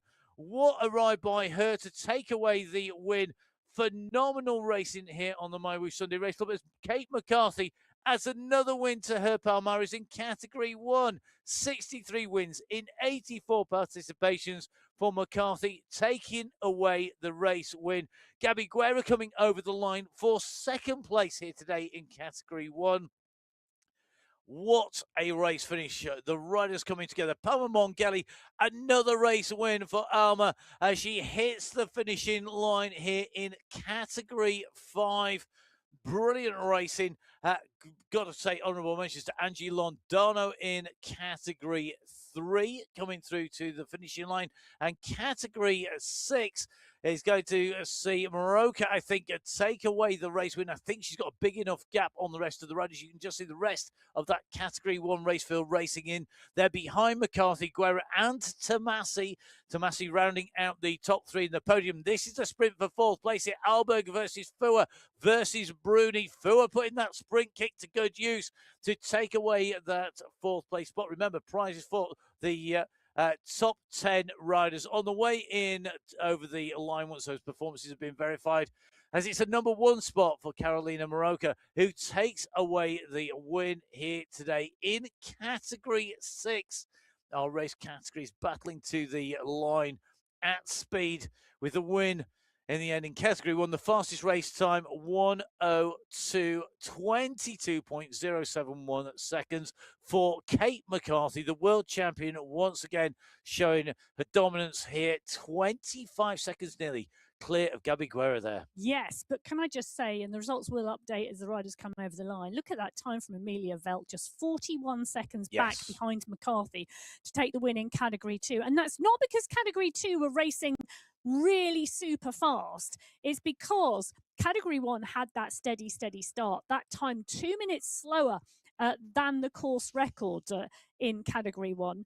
So Category 2, pretty much on pace. The course record in Category 2, 62 minutes, 57 seconds, and that didn't go today. So that just shows you how steady the start was in that Category 1 race. Really considered racing, very tactical racing across all of our race categories. You can see the live results as we speak at the moment in terms of our top 20 riders. These results live and coming to you from mywhoosh.com. Don't forget, those results are unofficial until they have the official stamp of approval. Yes, and the top 12 riders in Category 2 coming in the top 20 fastest riders overall. Incredible results so far. We're going to go in and break down those individual category results in that flurry of race finishes coming in through over the line at the end of the day in all of our race categories. Emma, let's first of all just talk about the racing. Super tactical. Oh, it was. In all of those race fields, it really was today. We saw some fast starts. We saw some targeted racing. We saw some of the riders specifically targeting certain sections of the course and making it hard. We saw different tactics play out across all 6 of those race fields, and it was yet again another great strategic race on the Sunday Race Club. It never fails to disappoint, does it? And we'll work through our race categories. We did say early on that we were seeing category 1 really being almost magnifying that tactical race by being so steady from the way out of the start. We saw category 2 and 3 quicker through the sprints over the first climb. It was only until we started to get into the later stages of the racing, really, that they started to get more animated. But even then, it was still only at key moments. It was at key moments, but that race in category 1 really allowed Kelsey Jo Fanshawe, for example, to target that sprint competition, and it was a really, really interesting race. She still came through in 10th place as well, so a great performance from her. But Kate McCarthy and Gabby Guerra, they left that till the final climb, and they just rode away, and then McCarthy just changed gear again and just dominated the final sections of that race. Really great ride there by Mina Coiston coming through, taking 4th place actually out of camera shot. I have to say, Mina Coiston is really, really, I think she came back into the Sunday Race Club after, in addition to the family, we saw her come back to where we expect her to be, which is an elite athlete in the very top in category 1. At the moment, she's now accelerating up again. She really is starting to move through those race fields, in part, I think, because she's really smart about when she uses her energy, as well as the fact she's obviously an amazing athlete as well. I think there's a number of things there. You know, Mina Coiston, it's fabulous to see her back on form, and it's fabulous to see her return to elite level racing, and then her return back to the top of elite level racing. And I, for one, am really looking forward to seeing what she does for the rest of this year. But that added motivation and drive of missing the World Championships and wanting to make that a target, you know, it really, really is key. Category 2, Amelia Velt was just dominant today. You know, she targeted those climbs, all 3 of them, and it paid off with the overall win as well. It did really. For me, that was a real fight. Otto showing her strength overall with the sprint win there, with contending the climbs. Velt, though, was a class of her own, really, at the front of that race. She was clear. She dictated the racing at the front there. Cameron Vittori Haag in that group behind, all coming through very, very close with Otto. And then the gap started to open a little bit more. Alice Lethbridge there in 8th position. Interestingly, FemCycle Collab team putting 5 riders already, the only team with 5 riders over the line to take away the team win. And it shows you don't need the race winner to take a team win at the moment. And it's strength in Death, Lethbridge, Hackett and Annette, the counting riders backed up by Shanks and Denton. Yeah, and that was just category 2 was so close. Those 8 riders, until Velt went towards the top of that climb, those 8 riders, there were 5 riders wide across the road. They're just such a well-matched climbing pack. It was just fabulous to see. And then, you know, Otto and Kalman nearly closed down. They took 5 seconds out of Velt in the last 300 meters. It was absolutely brilliant racing. Great racing in category 1, 2, and 3. In category 3, we saw a really interesting team battle as well. So category 1, it was Sweat Sensations. In category 2 in the team, it was FemCycle Club. And in category 3, FemCycle Club doing the business again. This time, Kimberly Miller in 5th place. And Miller was looking strong all the way through that race. But come the end, come the sprint, it really came down to that last kick over the line. It was so, so close. And as you can see, Angie Londano taking the win from Lip there, with Russell, Brooke, Miller coming in all within a few seconds of each other there. Yeah, we said Anna Russell had been watching the moves and just covering everything, and she left it till the end, but didn't quite make that because Londano pipped Lip literally on the line. That was a tire between those two. It was so, so close. Kate McLeod putting in a great performance. Kimberly Miller, we said back in February, she took the course record in category 4, putting in a phenomenal performance and really just showing what a move up to a higher category, you know, and the commitment to racing can do.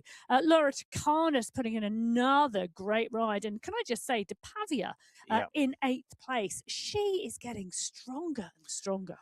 a rider who we've normally associated with the sprints, really shown the strength in depth there in category 3. Final part of the Fem Cycle Club there, coming through in the team win inside the top 10 with Roble right now at the top 10 in category 3. Let's move across to category 4. A real battle in this. In terms of the team competition, Cycling District 4 taking that team win away by about it's only a matter of seconds realistically, but they did that in style there, despite Cycle Collab having 1 and 2 in the race. Yeah, the 6 riders just battled it out on that mountainside. Van Rossum looking so considered and strong today. It was just great to see her racing and really back on some fabulous, fabulous form. Femke Vasanen, she took that sprint competition and then ran Van Rossum right to the line. Sophie Mayenhout, this is her type of course. Caroline Manfron is just such a strong rider as well. And Seba Al Ray, we know she goes well on a climb. On a climb, on a sprint, on a rootless course. I'm not sure what Seba Al Ray can't do when it comes to racing. It really is proving to be a real all-rounder, very, very strong. Dana Davidson was looking strong all the way through and again comes inside that top 10. That's rounded out by Catherine Montoya in category 4. Great racing as always. Let's move to category 5, where we saw our race being won by Alma Mongeli, who also led her team to the team win as well. The Fem Cycle Collab 5 squad of Mongeli, Giuliano, and De Silva. The riders who are there in 1st, in 6th, and in 10th place. And that gave them that team win overall. Great ride today by Kansara Jones. I think that was really strong riding. We've seen her in the mix. Loxley right in there. And Marika Notes, who we said at the start of the show, we would, her pacing on a tough race is brilliant. And it paid off today, but she had no answer. Mongeli clear at the front. That's 30 seconds. Yeah, it was in the end. Notes putting in a great, great race. She really, really did. Jackie Giuliano in 6th. It was really those riders who they came over the line really in ones in category 5. They got really split on that final climb. But Aileen Francisco de Silva rounding out the top 10. Great racing across all 5 categories we covered so far, and it was great racing in category 6 as well. We're going to bring you those as soon as they're all in. I think we've got our top 10 in category 6 as well. In fact, we have top 10 riders in now. Carolina Lipioco of Morocco, the rider who took away top spot here today. A brilliant ride by her. Really, really impressive. And you look at the side there, that's not 1 minute 16. That's 1 hour 16 and 1 hour 17 for 1st and 2nd place. That's how big that gap was. She really showed that when it goes uphill, the Polish rider can take away the victory. Behind Santos, then Masciaretti, Bremner, Jones, Smithson. These are a lot of our regular names. Interestingly, Angie Arias, the rider who was mixing it up on those climbs, in 7th place on that last big climb. Maybe the climbs competition taking its toll. Well, I can also tell you that the top 5 riders today in category 6 all broke the course record. Woo. That's how tough this competition was today and how hard category 6 raced. Maroka, Santos, Masciaretti, Bremner and Jones all breaking the old course record. 76.18 now the new target in category 6. Absolutely fabulous. Absolutely fabulous. Brilliant set. Well, congratulations. I can't say enough how impressive it is when one rider breaks the record. Never mind when you get all of the top 5 riders taking that record. It shows you how hard that race was in category 6. So all power to category 6. Big round of applause for them from us here in the studio. Thank you very much for watching so far. When you've been with us this morning, this afternoon, this evening, tonight, wherever we are in the world, wherever you are in the world with you. It's been great racing in the women's racing qualifier race number 3. Let's first of all jump ahead very quickly to next week. We go to the Alula rolling course next week. 44 kilometers. So it's longer, but 362 meters. So it's lower. Yes. So I would expect big packs across our race fields all coming together in a sprint. But, well, expect the unexpected as well. Okay, you heard that here first. So that is next week on the women's race. Before that, we have, of course, our men's race coming up on MyWhoosh here today. We're going to be heading across to Wollongong to Australia for the men's race. And I think probably what Emma said for the women's race next week would apply to the men's race this week. Would you agree? Yeah, I do. You know, the Australian Wollongong course, always for me, I look at the profile and I think, that's never going to be a sprint, that course, but it often is. So closely matched are our race builds that expect it to be very close racing across all 6 categories.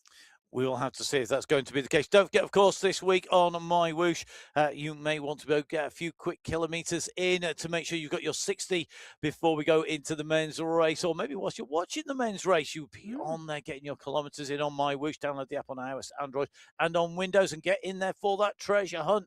It starts the window potentially between any time from today right through to the 23rd of the month. You do need to be on there. Remember, you can't join somebody's ride who's already found it. That's disenabled for the period when the window goes live to go find that treasure. See if you can strike gold on MyWhoosh. Don't forget, of course, that we've got lots of great racing. The Cycling Esport League is heading to the hill climb in Mount Grizzly. If you're heading that direction, we've got the Apex Racing League as well. Follow at MyWhoosh on social media, and that is where you can catch up with all of the details. So lots of great content coming out on there. Don't forget, of course, you can get in touch with Emma at biking_Emma and myself with at Matt Fixpain.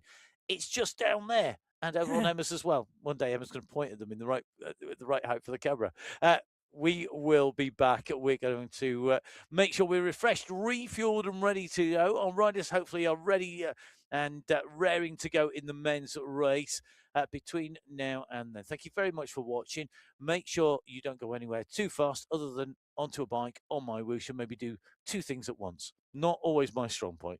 And with that, we're going to leave you. We'll be back in a short while. From Emma and me and all the team, we'll see you soon. Goodbye. Goodbye.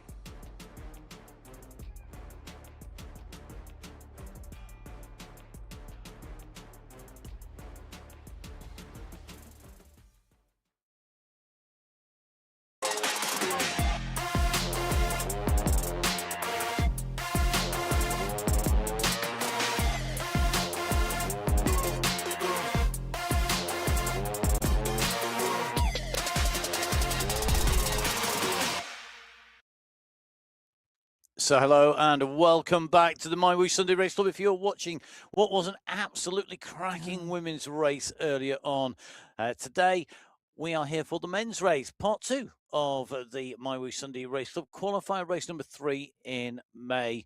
And we have had some last minute news. In fact, almost pretty much whilst the women's race was in action, the window has opened. We are in officially. There is potentially at some point between now and the 23rd, the treasure hunt will be live on MyWhoosh, literally coming in whilst we are on air. I thought you were going to give us a live update on one of the races, but no, Mr. Payne, you didn't. No, but this is a chance for everybody to win if they've been out and ridden those 60k. Keep your eye on social media for it to be notified when that goes live, when that window opens. 3-hour notice for the 1 hour window. Just make sure you're ready. You've got those 60k in, that you're registered and ready to go. We are ready to go for the men's race. We've been following at MyWhoosh on Instagram. You can follow Emma at biking_Emma and myself at Matt Fixer Payne.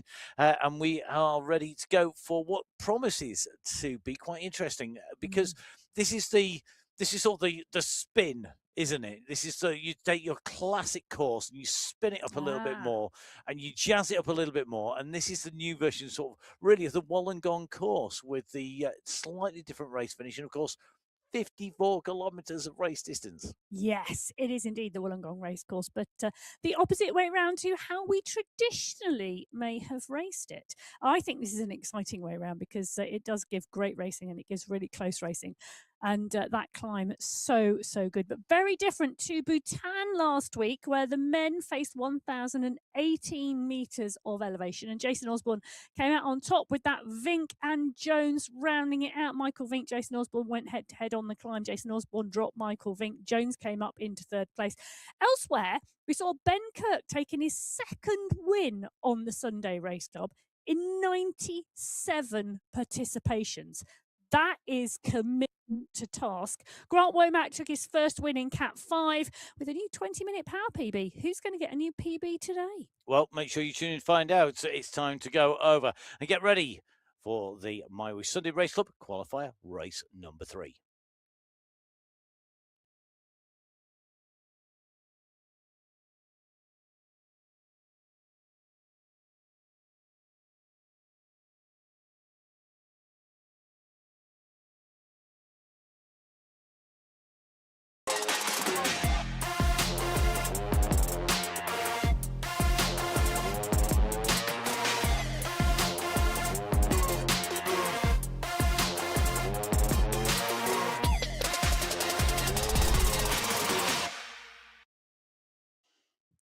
So welcome to the MyWhoosh Sunday Race Club qualifier race number 3, the men's race, part 2 of today's show. And let's get down to some details with our resident statistician, commentator, esports racer, coach. I'm not sure what else I've left off in your many hats in terms of riding a bike. Emma, qualifier race number 3. Let's look in detail at the Australian Wollongong course. You said it's the other way around, and that's sort of in terms of the traditional way round of the climbs, but we've also got that final climb coming out from the Aquarium Sprint as well. Yeah, we have. This course in Australia, it is a cracking course, the Wollongong course. 54 kilometres of racing, 633 metres of climbing. They come out of the start pen into a very steep kicker. It is going to stretch the group straight out of the start pen. Notice the amount of red there as well. There's a massive headwind for the first around 7 kilometres of this race. Then once that red is passed, they hit into that first ascent of the Wollongong climb. It is a 5.6% average gradient, but it does get very steep in places, particularly near the top, but that top coming after the descent and roller. So interesting technical element to this climb, to that polka dot banner. We drop off the other side through the Wollongong Sprint for the first time. First off, 3 sprint sections. Those sprint checkpoints, well, you've got to get your climbing legs on if you want to take that sprint competition today. The second of the 2 Wollongong ascents coming at that 25.8 kilometre marker. It is the second time up the same climb. We are indeed doing laps through the Wollongong sprint for the second time, and then we head towards the aquarium sprint at the 47.8 kilometre marker. But 3 real distinct sections of headwind out on that course today should, and I say should, determine the tactics of the racing. It's going to be interesting to see what happens. And I'm looking at the very last section. Once you've gone up the climb at 47.5k, 48k, you go into that climb to 50k. You go over the top, but then you have some sections of tailwind. That suits the breakaway. So it could well be we're going to see an attack that will stick on that very last section.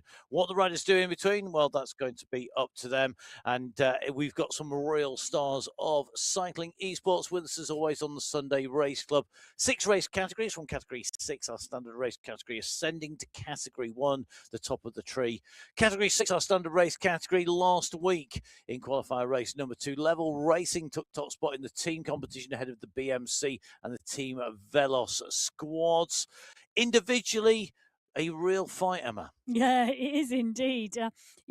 Smithson is here, Skierski is here, Gibson is here. Those 3 riders were part and parcel of the top 5 last week. But 74 riders on the start sheets in Category 6 today. And it is packed with talent. It's going to be so interesting to see how Category 6 plays out. Category 5, 59 riders, a slightly smaller race field.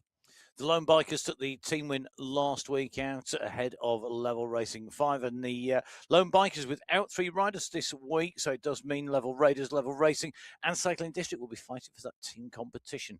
Yes, now Womack did indeed take the win last week. He's on the start sheet. So's Gonzalez, who came through in second.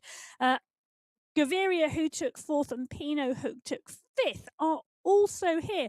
Ben Kirk having come up from Category 6 into Category 5 after that win last week.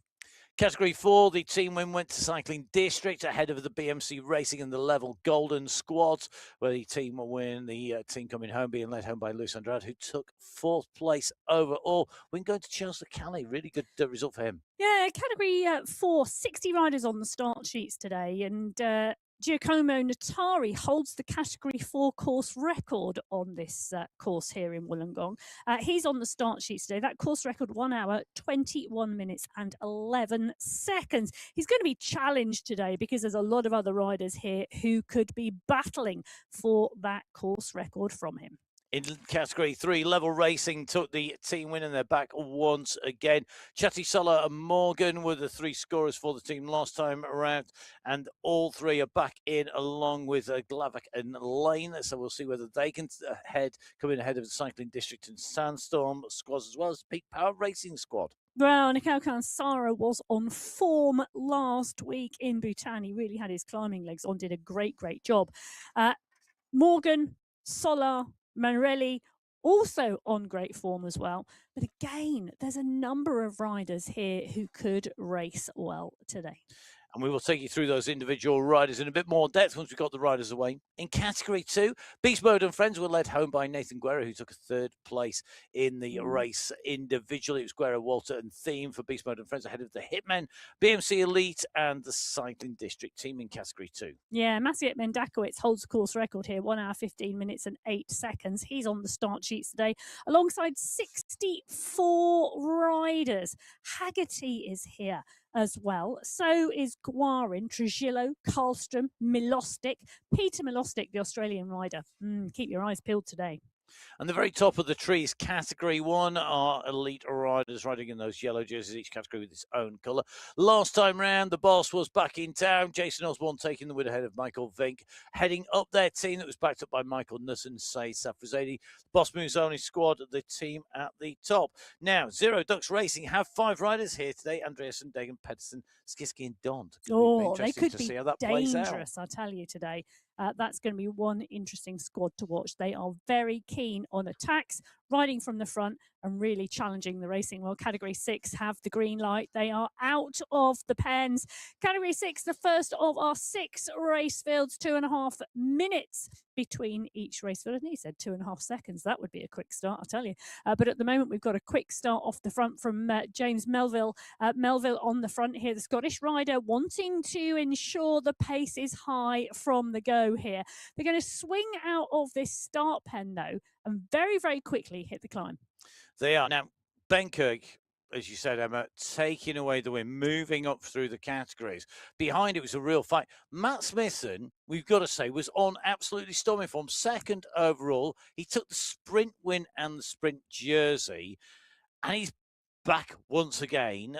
He's going to be very interesting to see how he plays out. One Mark rider who I think is going to be very inspired at the moment is Wojciech Seb. So we know he's always on brand and on a message.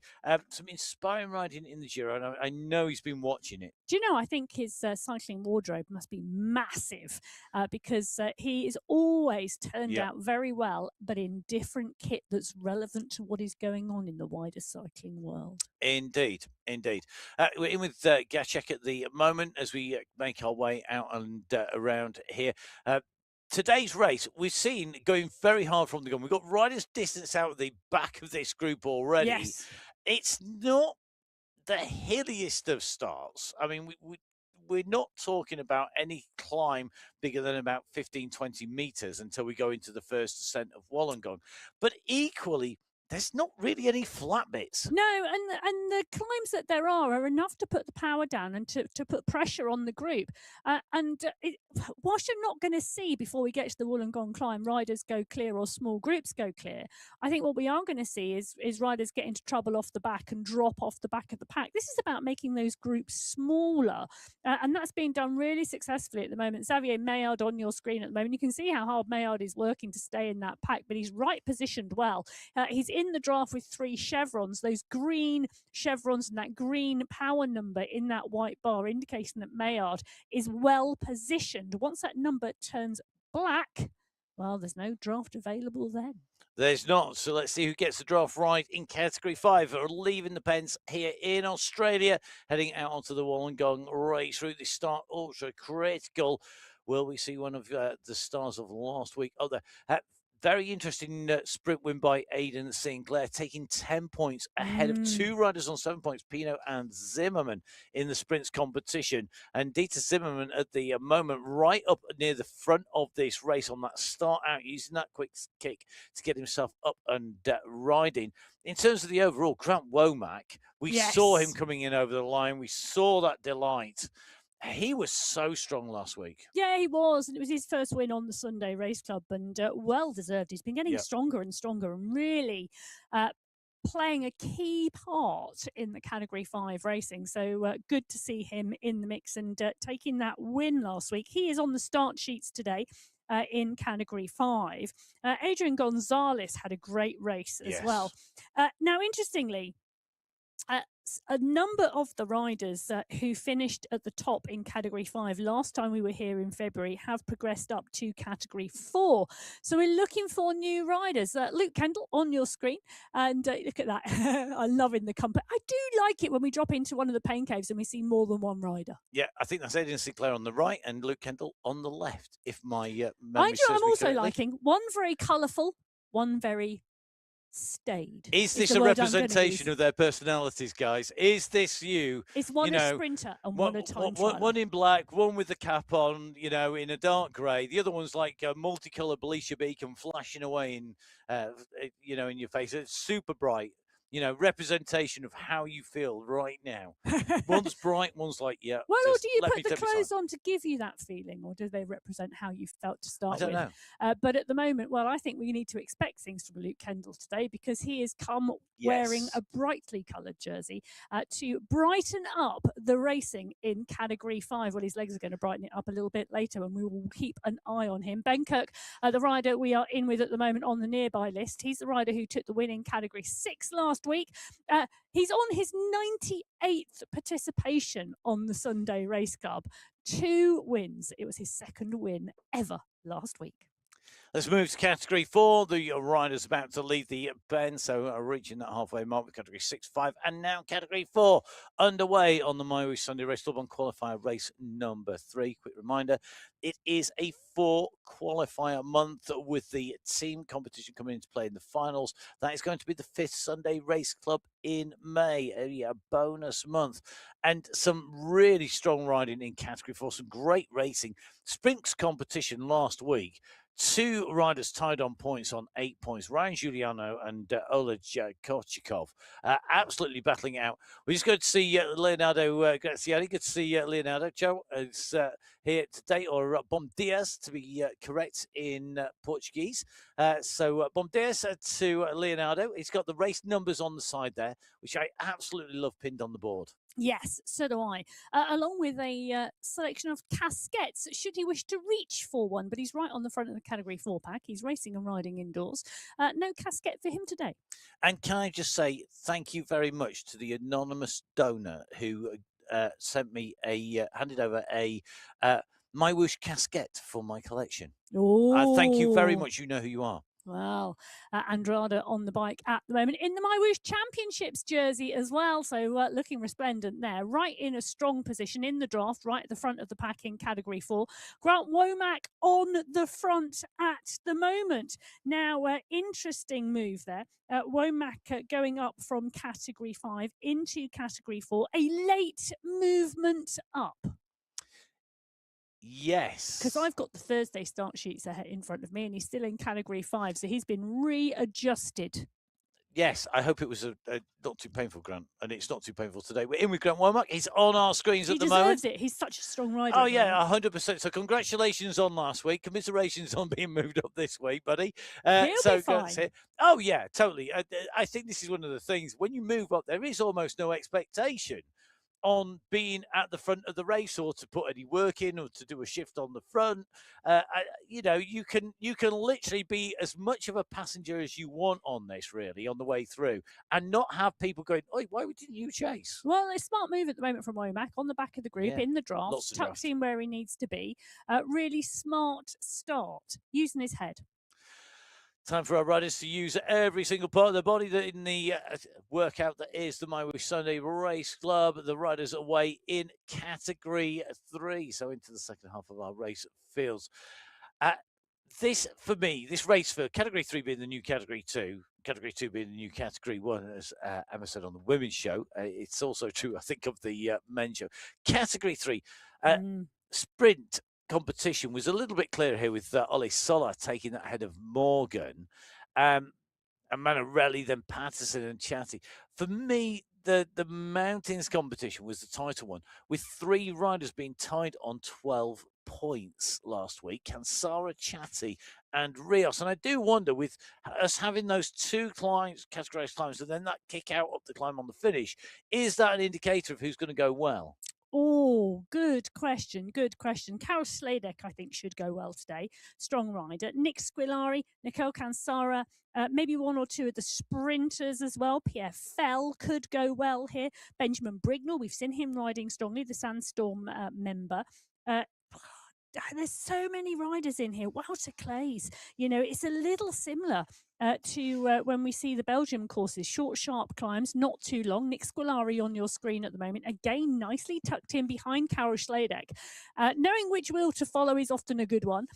Jean Janicki in there as well. Antti Pony on the front. Hassan Sultan is there as well. Raphael Butcher could go well today, He could indeed. He's definitely one to watch when we come up towards the summit. Hassan Sultan, we know, a super strong rider. I think he's definitely going to be one to keep an eye on when we come to the end of the time. But I do think you're right. It's almost a more sprinty kind of climb in some ways. Even though we are going over Wollongong, you don't have that double step to it that you have going in the opposite direction. So you have one climb. Yes, there's a little dip which you come over the summit, but it does make a difference. Taking a look into the pain caves here of a number of our riders already up and racing. You can see them on your screens, and a real variety of camera shots, a real insight. Thank you, everybody, every single one of you who sends us the feed from your pain cave through in the course of the week. Jean Yannicki still with that jacket on. I'm sure that won't stay there for long. Really differences in terms of temperature, I'm sure, where our riders are in all of our race categories, including Category 2, our penultimate race category, about to leave the pens. They're heading out onto the race route. Last time out, last week, the UAE clan team had a 1-2 in the race. Mr. X100 ahead of SS. Mr. X100 in the double century club, 211 participation. This is his 212th. That's something that SS is potentially going to be joining him in reasonably soon. He is almost the next in line, 186 participations. So he's still got 14 to go to hit that double century club. Phil Graves, Mr. X100, Catherine Furr, and Michael Knudsen, the riders who have topped 200 races. Well, there you go. Topping 200 races. It's a phenomenal feat. It really is. And there's a wide range of riders on our screens at the moment. All of them from Category 2. From Machado, Guerra, Alingen, Yazbek, Langveen. I'm looking at these riders thinking, who would I pick for the win today? So far, I could just keep reading. Yep. Ken Mendakowicz, Santo, Nico, Gal Yazbek, as well as Jan. Notes is in there. Nuki is up and out the saddle at the moment. So is Jamie Cahill. There's a wide range of really strong riders with a lot of different skill sets there, but all of them could go well today. A big push on the front of the pack at the moment. The pace is rolling strongly. And I've got my eye, much as I'd love to say Ivan Nuki, because he had a phenomenal ride in the climb competition last week, taking third place in that climbs competition. I think this could suit a Langeveen. It could suit somebody like Masik Mindakowicz, who could go on those late breaks. Can't Kayan in there. I think it's those riders, I think, that are likely to have that little kick out at the end, who can keep the pressure, be in the right place on the climb, but then still sprint afterwards. You can't be a pure sprinter, can't be a pure climber. But any one of the riders on our screens, I think, could be in the mix. I don't think you could discount anybody. And I think that's the thing about Category 2. It's literally, if there is an open race category that anybody can win, it is Category 2. It's just phenomenal. Well, I predict it's going to be the biggest pack rolling into the finish line today. I don't think you're going to be wrong. Well, or else the smallest, one or the other. But Category 1 down in the pen at the moment. The final seconds counting down. We're in with Mikhail Kaminsky on the line. Oh, the yellow jerseys are away. So the riders away, all 6 race categories, taking to the roads of Australia on the Wollongong course, 54 kilometres of racing, 633 metres of ascent, twice up the Wollongong climb, 2 sprints on the Wollongong sprint, and then we drop down to the Aquarium sprint before our final ascent and non-categorised climb back up that brings us within 5 kilometres of our race finish. A tough course for all of our race categories. Category 1 with the expected fastest time. It's going to be interesting to see how this plays out. Last week, King of the Mountains winner was Jason Osborne. He took maximum points, 15 points, clear win in that. The sprints win went to Skierski in the end on 8 points ahead of Michael Vick and Michael Knudsen. Be very interesting to see how that plays out. Overall, Osborne, Vink, Jones, Van Elskiski, Knudsen, Churek. We saw a little bit of a shuffle because Mikhail Kaminsky, one of our real key riders, I think just having one of those weeks where you don't get the result maybe you want, but you still had a solid week. Well, I think Kaminsky has been outside. He's been enjoying a little bit of gravel racing as well, and riders mixing it up a little bit too. So not always, whilst maybe present on the Sunday Race Club, not always the purpose of the week. Well, Rick Van Erck is always present on the Sunday Race Club. He's always one of the great personalities to drop in with. He's currently second wheel behind Hayden Pucker at the moment at the front of the pack. They are literally just about to come to the top of the first small rise of the day. Van Erck, yep, we're in with him on a climb. We are. Rick Van Erck is one of my inspirations to ride. You know Is that? he? Yes. There's 2 reasons for that. Go on then. One, he's irrepressible. He's always smiling when he's on the bike, and I love people who are happy on the bike. Also, he is almost exactly the same weight that I am. Well, how does that make that inspirational? Because I'm not a pure climbing weight. Don't get me wrong. He is also nearly 20 centimeters taller than I am. Okay. So he is a lightweight racing machine for his height, but I'm a little bit shorter. But I can identify. You need to have something in common with these riders, and I think everybody has something in common with one of our riders, because that's one of the great things I think about cycling esports. Whatever you are, whatever shape, size you are, however much riding you get to do, or age, you can be out and riding and racing. Yes, we've seen riders on the World Championship stage in their 50s who have been cycling for around 15 years. So you can start late, you can still become a world champion or on that World Championship podium. And you can still race the Sunday Race Club. We've got riders from, 17, 18, right the way through the age spectrum here on the Sunday Race Club, week in, week out. And Kaminsky at the moment is right on the front of the pack, wanting to keep the pace moving. Mikel Plantero, the French rider, right up there as well. Jason Osborne, the world champion, in those rainbow bands. We're dropping back in with Xavier Maillard. We saw him at the start. We're seeing him now. He's on the climb. What a push from Maillard to go into the base of the climb. He's 11 seconds clear already. His heart rate, well, the work that Xavier Maillard is doing right now is a clear intention here on the Wollongong course in Australia. This, for Maillard, well, he's only 400 metres into the climb. The climbing banner comes at the 11-kilometre mark. But Xavier Maillard has said, today, this is mine. And behind, he really has put the cat amongst the pigeons. He really has made these riders work behind him. He's gone out early there. You just sort of take a little bit of a breather. The watts per kilo dropped down to sort of 2.5 to 3, and then another big push as he comes into this steeper section, nearly 10%. Now goes over 10%. We're in with Aguila at the moment. Edison on our screens, out of the saddle, stamping down on those pedals, looking to close down Maillard. You can see he's going to close that down. He's not going to bring people with him because such is the power. He's just gone at nearly 7 watts per kilo out of the saddle there. And heart rate over 200. And the only thing I would say is, Edison, the summit is a little way away here. It's at 10. You've got to go to the 11-kilometre marker. It's 104 metres of ascent here. And yes, we don't have the double step, but he didn't just throw the gauntlet down. He made the earth shake when it hit the floor. Well, Gasiek on your screens at the moment, trying to push on here. The stretch on the Category 6 group at the 10-kilometre marker, they've got 1,000 metres till the summit of the climb. It's Gregors Gasiek from Edison, Aguila, Washchek, Skirska there, Brent Gibson coming through as well, Gonzalez, Thornton, all in the mix. Look at the size of that pack. It's just huge at the moment, and it's stretched out top right-hand side of your screen. You can see the gap starting to open. At least one rider now losing contact, and midway through this group, we're starting to see the gaps open in Category 6. Meanwhile, we're going to dive in with Ivan Nuki, the man from the Abu Dhabi Cycling Club, in the clubhouse at the moment, out of the saddle, as we see another move. SS on the move early with Daniel Mundell and Ivan Nuki. They're all looking to stretch this out, and Category 2 are being stretched at the moment. They're not waiting for the big climb. They're making this hard from the get-go today. I think this is a really good way. If you are a good climber, do not let everybody else have an easy time on the race route. Make it hard everywhere. Yes. Particularly when the climbs are not as long as you might like.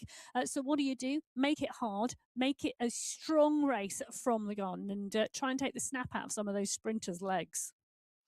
So the moment the riders making the way in and through, Ivan Nuki just settles down, sits down.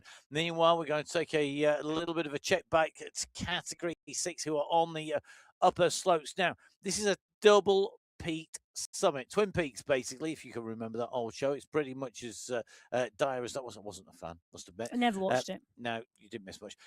Sorry if you were the creative director on there. It just wasn't for me.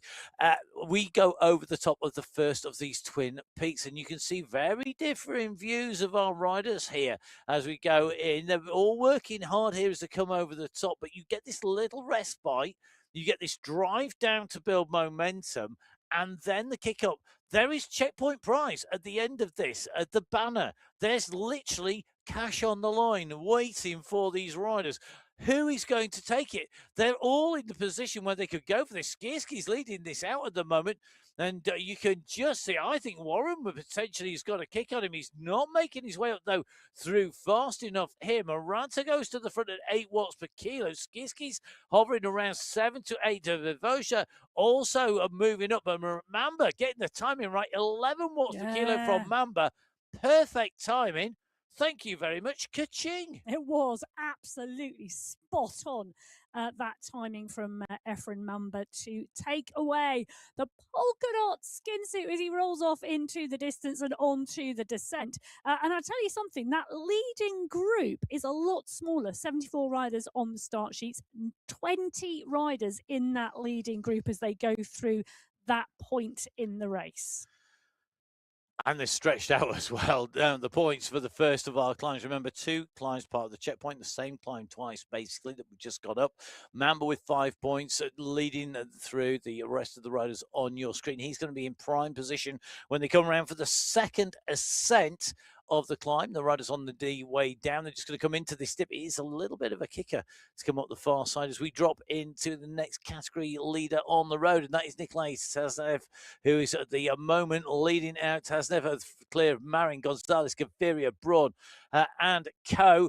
And at the moment, he's got the gap to Marin. We're in with Marin at the moment, and Felipe Marin looking to get the gap back down again. He could carry this momentum through. He's coming at 6.8 watts per kilo here, Emma.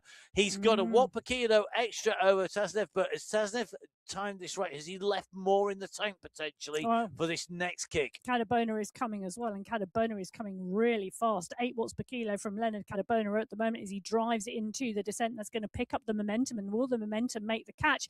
Momentum can be everything, but no, he's dropped off. Now it is Saznev and Marin. The two go head to head, but it is Nicholas Saznev who's going to come through, I think, for that polka dot banner and that jersey. He just got his timing to perfection in terms of going away and establishing that gap over the rest of the group as the rest of the group hit the final steep slopes here on the Wollongong climb in Australia on the Sunday Race Club. Saznev from Marin at Cadabona is going to battle Marin for the minor places. In fact, he goes up and over the top to take second today. Marin will have to settle, I think, for third. So our riders in category 5 going over the summit. Saznev, the rider who leads them in through only his 5th participation in the MyWhoosh Sunday Race Club, but doing a great job at the moment of stretching the group out, going over the top. His best result in category 5 so far, coming in the Ani and Origami Japan stage. He was right up there as well, actually, in California on the coast and country. So in some ways, very similar to today's race route with the repeated punches. Now, throwing the punches in category 4, it's Kananauki who's got the gap to Graziani. We went in with Leonardo Graziani earlier on into the pain cave. I'm sure he doesn't look quite as calm and composed at the moment because this is a big bunch coming up. Huge. It's right over the top of this first part of the climb. We're in with him. Actually, I'm going to take that back. He's still looking pretty cool and composed here. Well, his heart rate's at 181. There is some effort going in there. Graziani is there. Mukhtari is there. Angarita is there. Santiago Velez is the rider leading this out as they punch into the final climb towards that polka dot banner. Who's going to pick up the points? Mohamed Mukhtari is working. He's working really hard here, but he's got to work his way through the bunch. And the bunch is motoring. Andrade is there. Thuft is there. They are up and out of the saddle. Casona is the rider at the front with Henri Yees is there as well.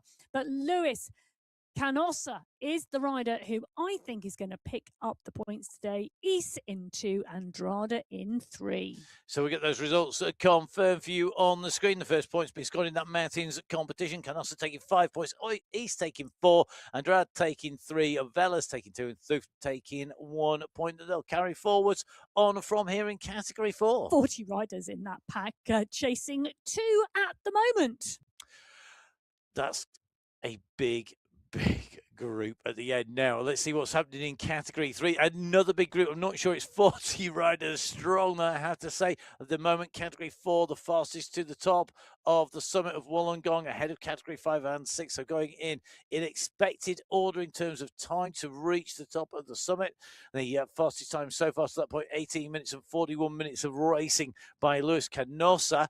I think actually category 3 are going to be close on time here. It's further than you think with the climb to the drop down and then back up again. Category 4 really flying to this point. Yeah, category 3, though, going much, much earlier on the climb. Carlos Manarelli is the rider pushing on at the front. He's being chased by Felipe Reinheimer.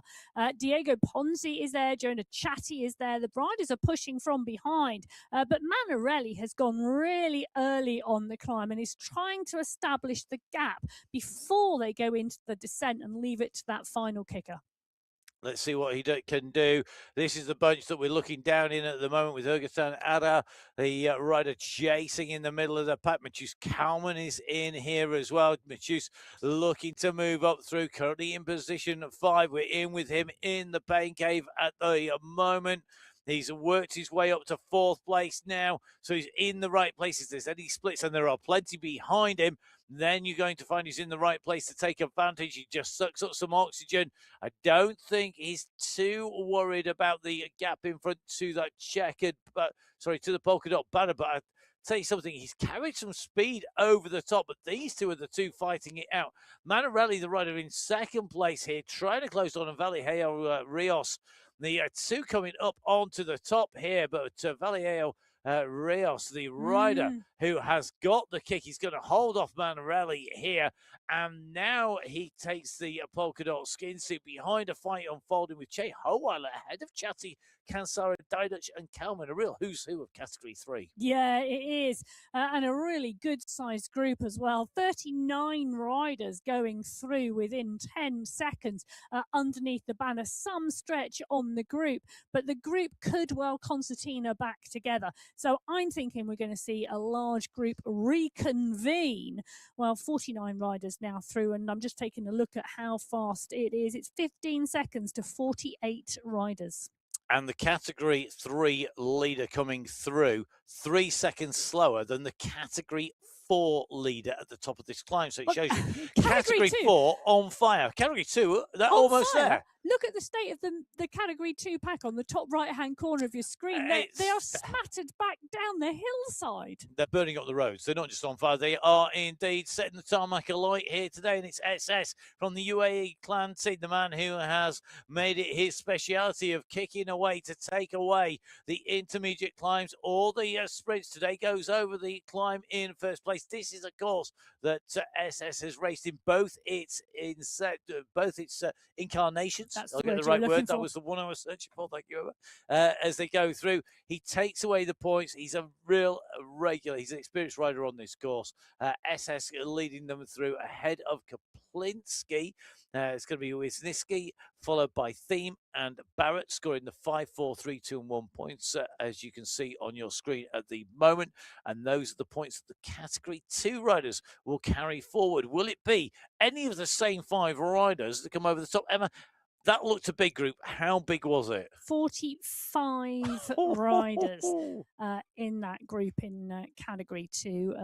Kakirski and Konda off the back. So it's Karlstrom, Lynn, Hoffman, and Fournier. So interesting. Yeah, I know some really strong names and strong riders off the back of the group, but there's still 45 riders in contention in category 2 as we drop in with category 1. And it's Johan Noren, the Swedish rider who's on the front at the moment. Kaminski, Jones, Panizza, and Van Erck on your screens. They're all part and parcel of the pack at the moment. Remy Confession up to the front, and Rick Van Erck always, it doesn't matter where he is. Do you know what? If he makes the top 20 in the world and makes the stage at the World Champs and he doesn't give us a wave to camera, I'm going to be very upset.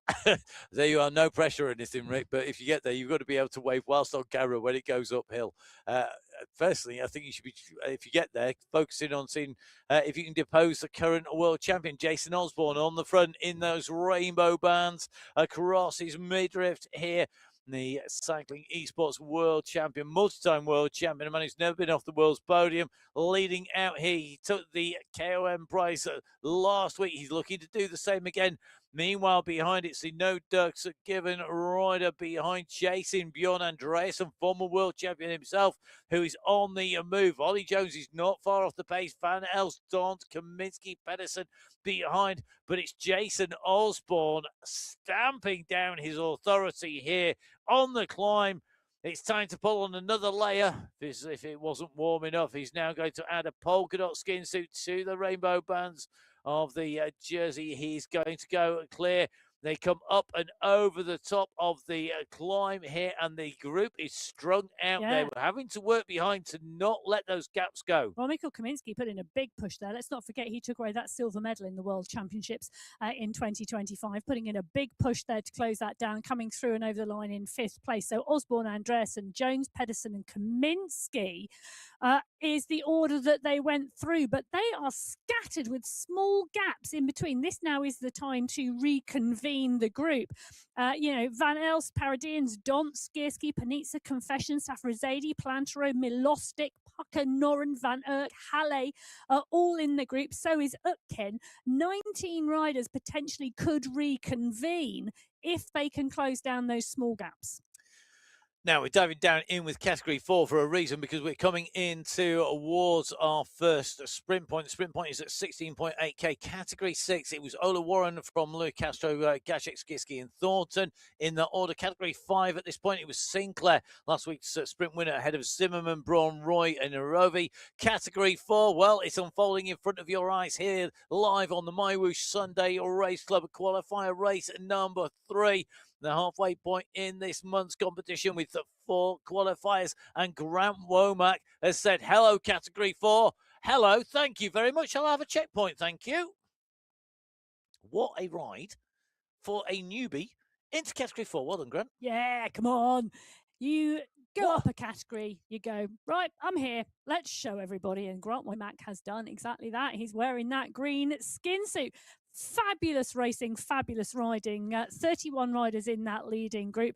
Ungara, Andrada, Cadiz and Orego, the riders picking up the secondary points 4, 3, 2 and 1. Up and over the Wollongong climb for the second time before we head to the final 2 sprints in that competition. So Grant Womack for the next, around 15 kilometres will be wearing green. And definitely want to watch out for there in Neil Ungara. I was just taking a little bit of a check back. He rode qualifier race number 1. Before that, it was September of 2025 when we'd seen him be with us regularly June into August and into sort of the September period, that August-September period 2025, when we saw Ungara in there. Definitely one to watch out for, because he has taken a KOM jersey before, although he's not had that many participations. Oh, look at this.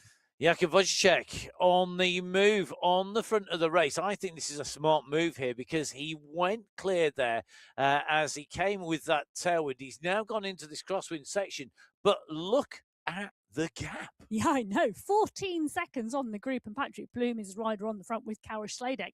Raphael Butcher, those 3, no one of them a slouch. But Jakub Wojciech off the front of the pack, doing the business in category 3. If you think the name is familiar, think the mywhooshinfo.com pages. He is a master with the spreadsheets and the data. He's also a master on the bike with the strategy.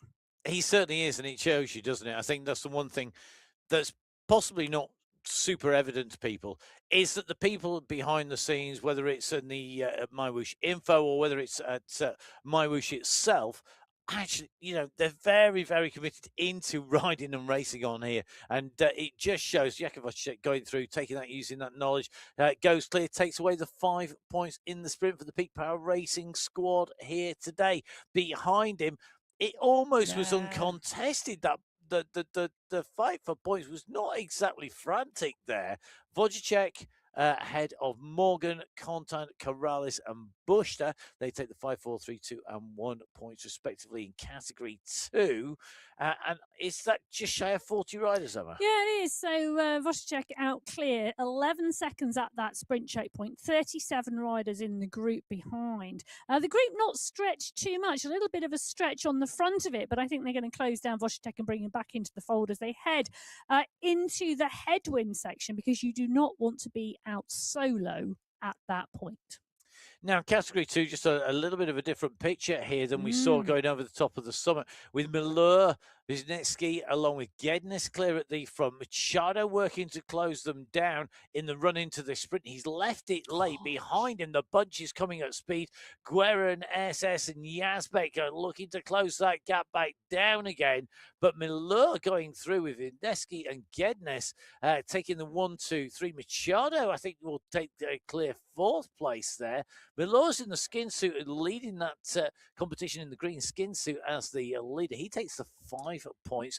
And just waiting to see who took 5th place. It was Nathan Guerra who was coming at speed. So Malheur, Wisniewski, followed by Gednes, Machado, and Guerra. 5, 4, 3, 2, and 1 points. Yeah, Malheur, strong rider, and for me, one of the riders who could be there or thereabouts at the finish today.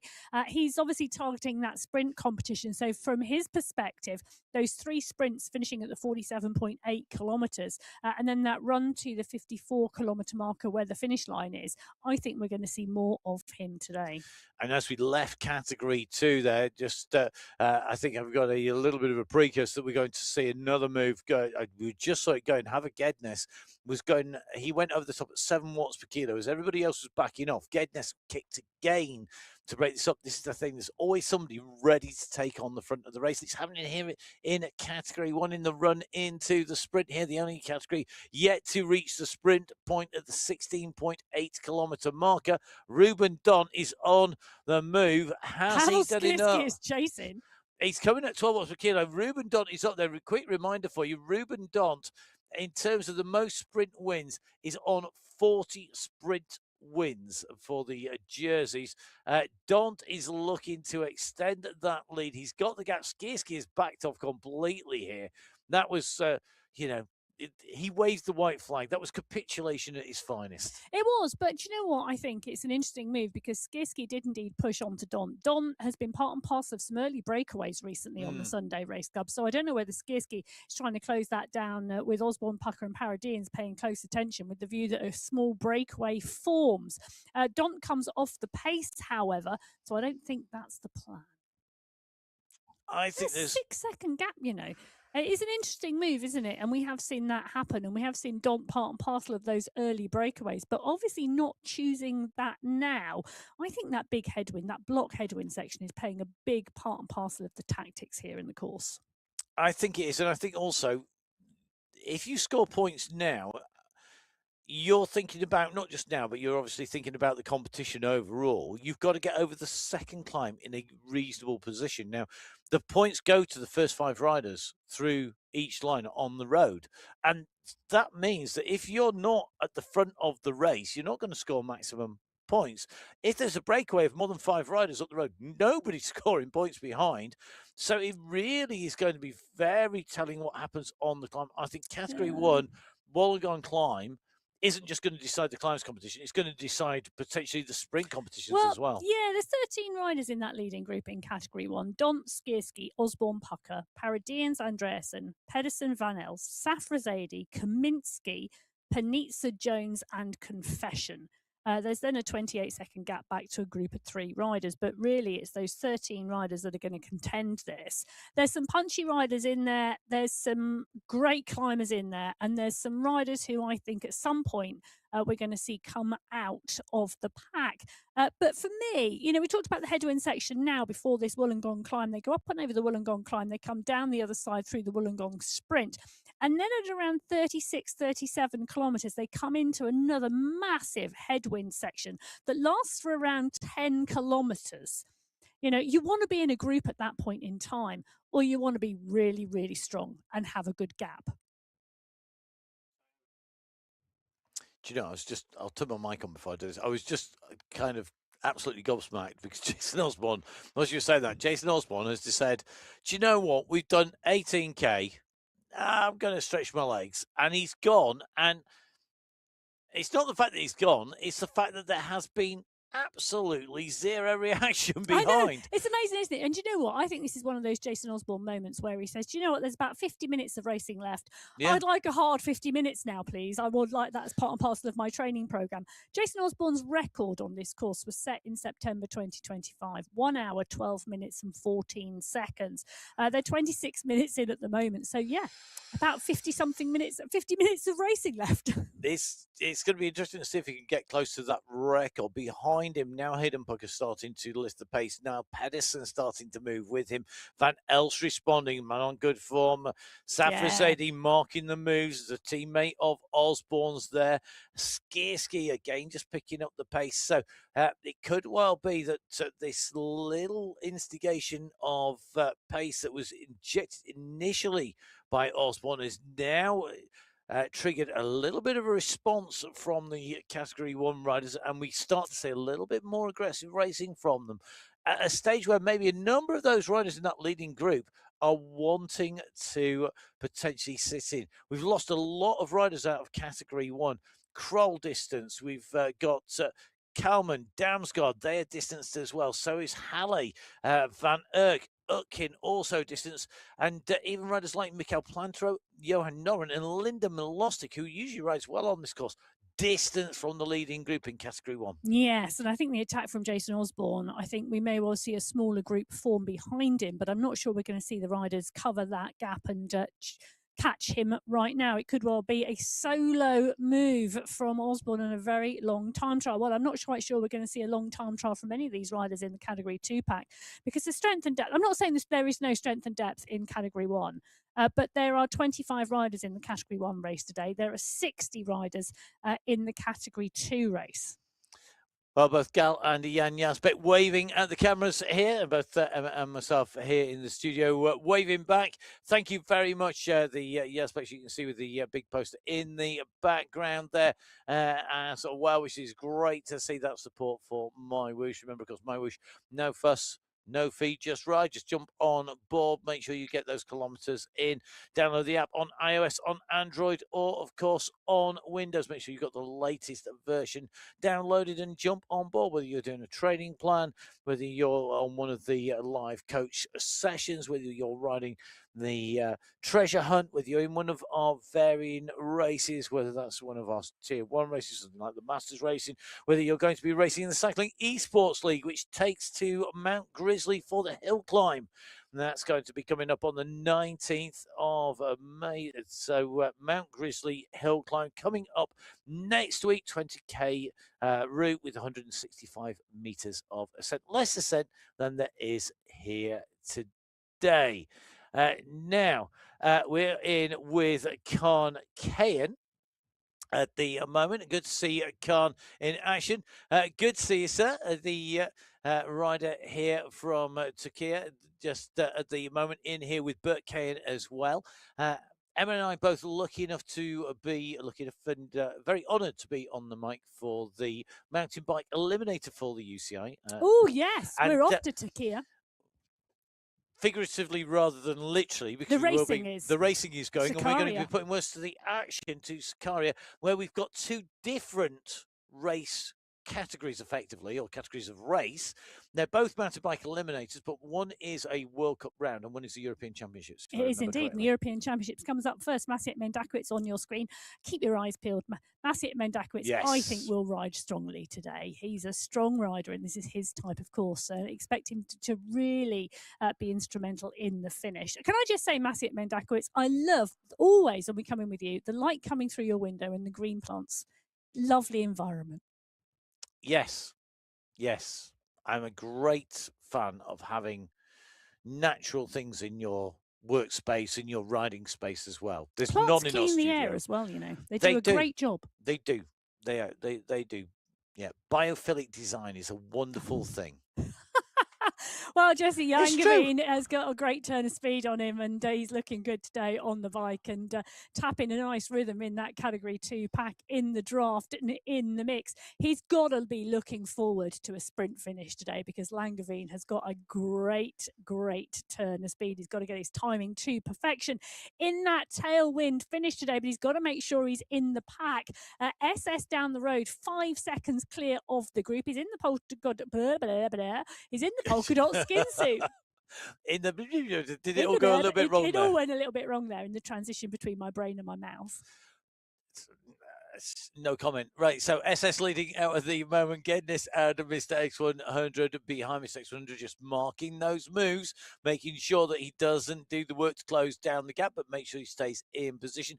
I agree about Jesse Langevin. I do think Jesse Langevin, he's got to get over the climbs, though, up at the front of the race. He's got to be in position to get there. And I think that's one of the critical things. You've got to be in the right place, right time, be able to maximize and take advantage of those moves when they go. That is absolutely critical. Todd Alan Young, really experienced head on Alan Young. It's going to be interesting to see how he can deal with this today. Very experienced rider. Yes. This is his 86th participation in the MyWhoosh Sunday Race Club. Vast majority of which have been in Category 2. He was in Category 1 originally. It shows you that he's right at that top end of that borderline. Yeah, and that borderline, we do see riders go up, we see riders come down, we see the mix.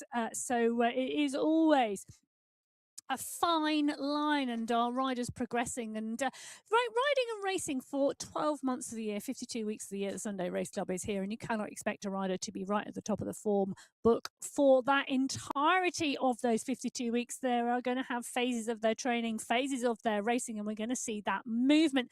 Jason Osborne at the moment is moving towards the top of the climb, and so are Category 6. The bunch is still a good sized bunch here. Last time out, there were 11 riders going through the Wollongong Sprint together at the front of the Category 6 race.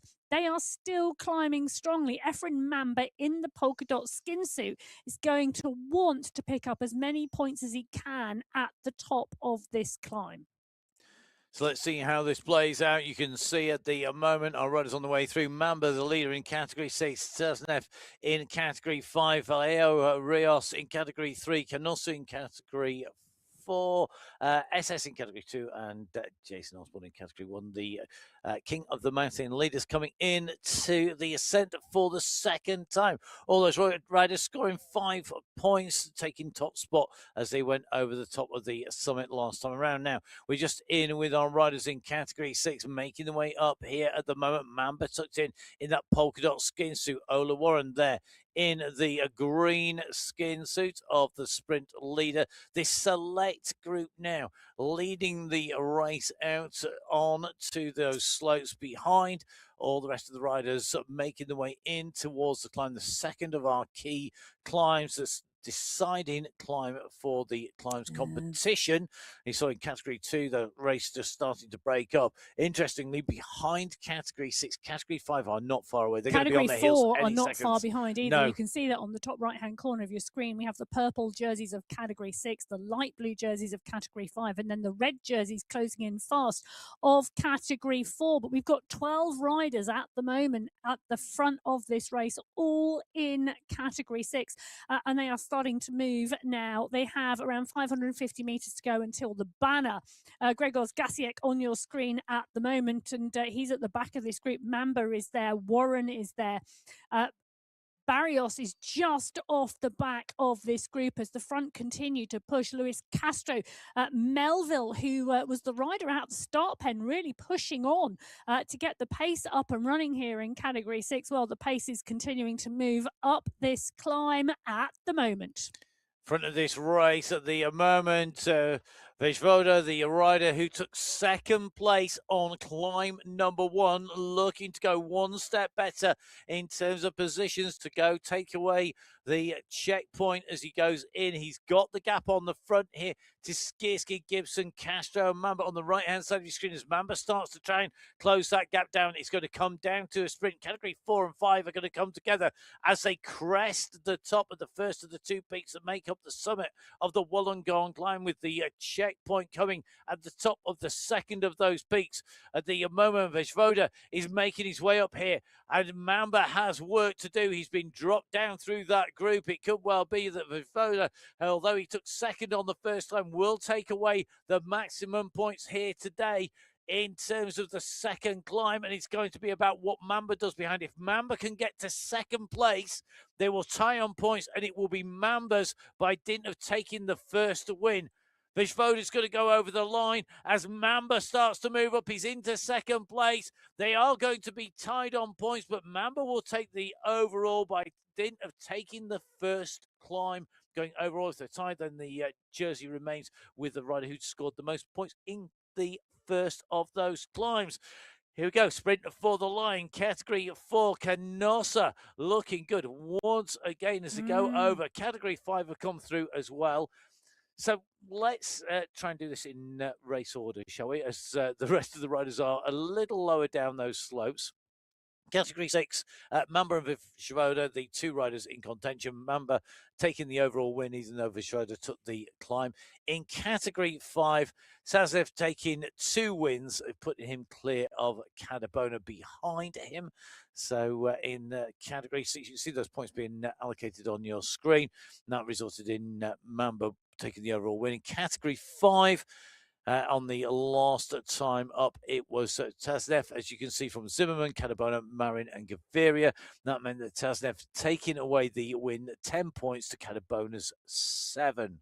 In Category 4, the category that we've just seen come over the line, you've got Canossa taking away the win from Is, Mayer, Angarita, and Andrade in terms of the 5 points up for grabs. It does mean that Canossa takes 10 points overall. Is takes 8, then it's Andrade with 4. Both Canossa and Is 1 and 2 in climbs 1 and 2. Well, Tour d'Anjou, part and parcel of this leading group with Kaplinski and Yazbek. SS 4 seconds up the road at the moment in Category 2 as they battle their way towards that banner. Just as a heads up, there's still 30 riders in that leading group in Category 4, 21 in Category 5 and 11 in Category 6. Category 2 have gone over the top of Category 3 by the looks of this, because Category 3 are behind. But SS is driving towards the line. Jan Kaplinski on the front of the group at the moment. X100, Yazbek, Alanjung all behind. SS, I think, is going to cement this climbing competition very shortly.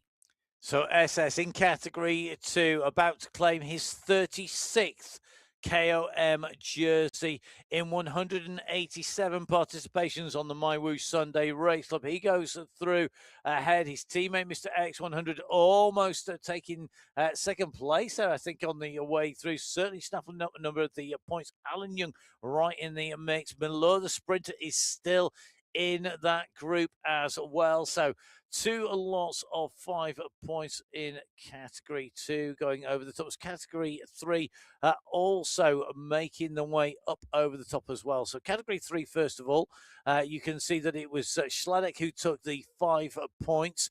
Behind him, it was Johnson, Howeiler, Vallejos, and Polaka. It does mean that Vallejo Rios takes away the win. 7 points overall. Great win by him, taking that with that 2 points he scored. In Category 2, SS with the 5 points. Mistakes 100 in 4. Kaplinski 3. Tour d'Anjou 2. Yazbek in 1. And that means it's SS leading. Yeah, and the danger, as we jump back in with Category 1, in Category 2 is that the gaps start to form on that descent. Jason Osborne has got no problems about gaps starting to form on the descent because he's got a 35-second gap at the moment on the ascent. There's a big battle behind, though, because Bjorn Andreasen, Stefan van Els, Pavel Skierski, Ruben Dont, Niall Pedersen, Mikhail Kaminski, all in the group behind. There they are. That is the group behind, a big group of riders in Category 1. But Jason Osborne is well and truly clear. We're going to get the time check when they go underneath the banner, because Osborne on the descent at the moment, this group on the climb, it doesn't quite give us the correct time because it's all about the speed on the road. So we will get a good, clear time check as Andreasen goes underneath the banner second on this Wollongong climb. 41 seconds. 41 seconds 10 down. riders in the chase group. Andreasen, Skierski, Van Els, and Safazadi rounding out the point scorers on lap 2 in terms of the overall. Osborne with 2 clear wins, taking both checkpoints and the overall jersey. Nearest rider to him, Bjorn Andreasen, 2 second places on the way through. Is that an indicator of Andreasen's climbing ability? Can he use that maybe to break clear on the last big uphill section, rather than the climb section that comes after the aquarium sprint, the third of our sprints? Remember, sprint number 1, 16.8 kilometers in. Sprint number 2, 33.35-ish kilometers into this circuit. And then our last sprint, 47.8k. So the riders up and away. You can see category 1 really now pushing on as they make their way down up over the second of those rises. On the descent, you drop down, you go up, you go back down again. And at the moment, Andreasen really working hard here to shake things up in the group behind. He used that momentum of the downhill on the left-hand side of your screen. He dipped down, powered down, kicked up. He really is putting the pressure on that group behind it, and it's working. There are riders in trouble now, being distanced as they come up over the top. And we are going to see, I think, 1 or 2 riders in trouble. It's not going to be Van Els. He's not far off the wheels of Andreas and Safazadi just behind him. Then Peterson, along with Kaminsky. Don is in that mix, in that group behind, but there are riders, 1 or 2 riders now in trouble coming off the back of that group as they came up over the top of the summit. I suspect we are going to see a number of people fighting for position in category 1 just to be in the chase group in that second set of riders on the road, when the first set of riders is a rider of 1, and that is Jason Osborne in category 1. Let's dive across to the front of the race. Category 4 now have caught category 5 and passed them if you're East Bellicos Mare and Womack and Co. on the front of this race in the red jerseys. Although category 5 at the moment and category 6 leaders all holding station with category 4. This is going to be a messy sprint when we come to the 33.35 kilometer marker, because between here and that sprint, there's no real differentiation in terms of climbing. The differentiator is going to be sprinting, and it's at the end of this long straightaway. There's a slight left-hand kick that means that the banner is out of sight at the moment, but who's going to take it? Yeah, and who's going to be able to hold the right group going out of it is going to be the key question for me, because as the sprint unfolds, we've got multiple categories in here, but you need to make sure you're in the group or on the wheels of your category as they go through, or there's a high likelihood you're going to see groups break clear here. And if you're on the wrong side of the gap, well, you're in a difficult position as we start to see this unfold. And Grant Womack's gone at nearly 13 watts per kilo. It's a massive kick from Womack here, and he's put in a huge push. But, well, Cadiz was right up there as well. So was Matilla. Some fabulous, fabulous sprinting there from the riders in category 4. Canosa, Cadiz and Womack. Gabez and Mayer round out their top 5 scoring points in category 4. But we also saw the other sprints unfold at the same time, and Aidan Sinclair took it from Dieter Zimmerman in category 5, and Ola Warren from Brent Gibson in category 6. So confirmed on your screens, those riders scoring points, as Emma just said, with Canosa coming in and through. And in terms of our sprint competition for category 4, it means that Grant Womack at the moment is leading with 8 points from Cadiz with 6. And then Canosa with 5. Ungara has 4 points and Andrade has 3. All those riders could still take away the win potentially. In category 5, Sinclair from Zimmerman, Cadabona, Brown and Savick. At the moment, Sinclair on 10 points, Zimmerman on 8, Brown on 5. They're the only riders in contention for taking the maximum points on the way through. These groups much smaller. So category 6, Ola Warren, they're confirmed with the 5 points from Gibson, Castro, Skierski and Vojvoda. Now, one of the things I do want to mention, we talked about the descent and how technical the descent is. The groups, so category 4 going from 30 riders over the top in a group to 19 riders together at the base of the descent. So that technicality of the descent and being in the right place at the right time, crucial. It is going to be really, really essential, isn't it, as we go through category 6, just to give you a quick roundup. Ola Warren with 10 points, and Los Castro with 7 at the end of sprint number 2, as we come into sprint number 2 in category 2. Yes, X100 versus Malheur. That was the sprint. Jeffrey Malheur taking that 5 points in the first sprint, wanting the points in the second sprint as well.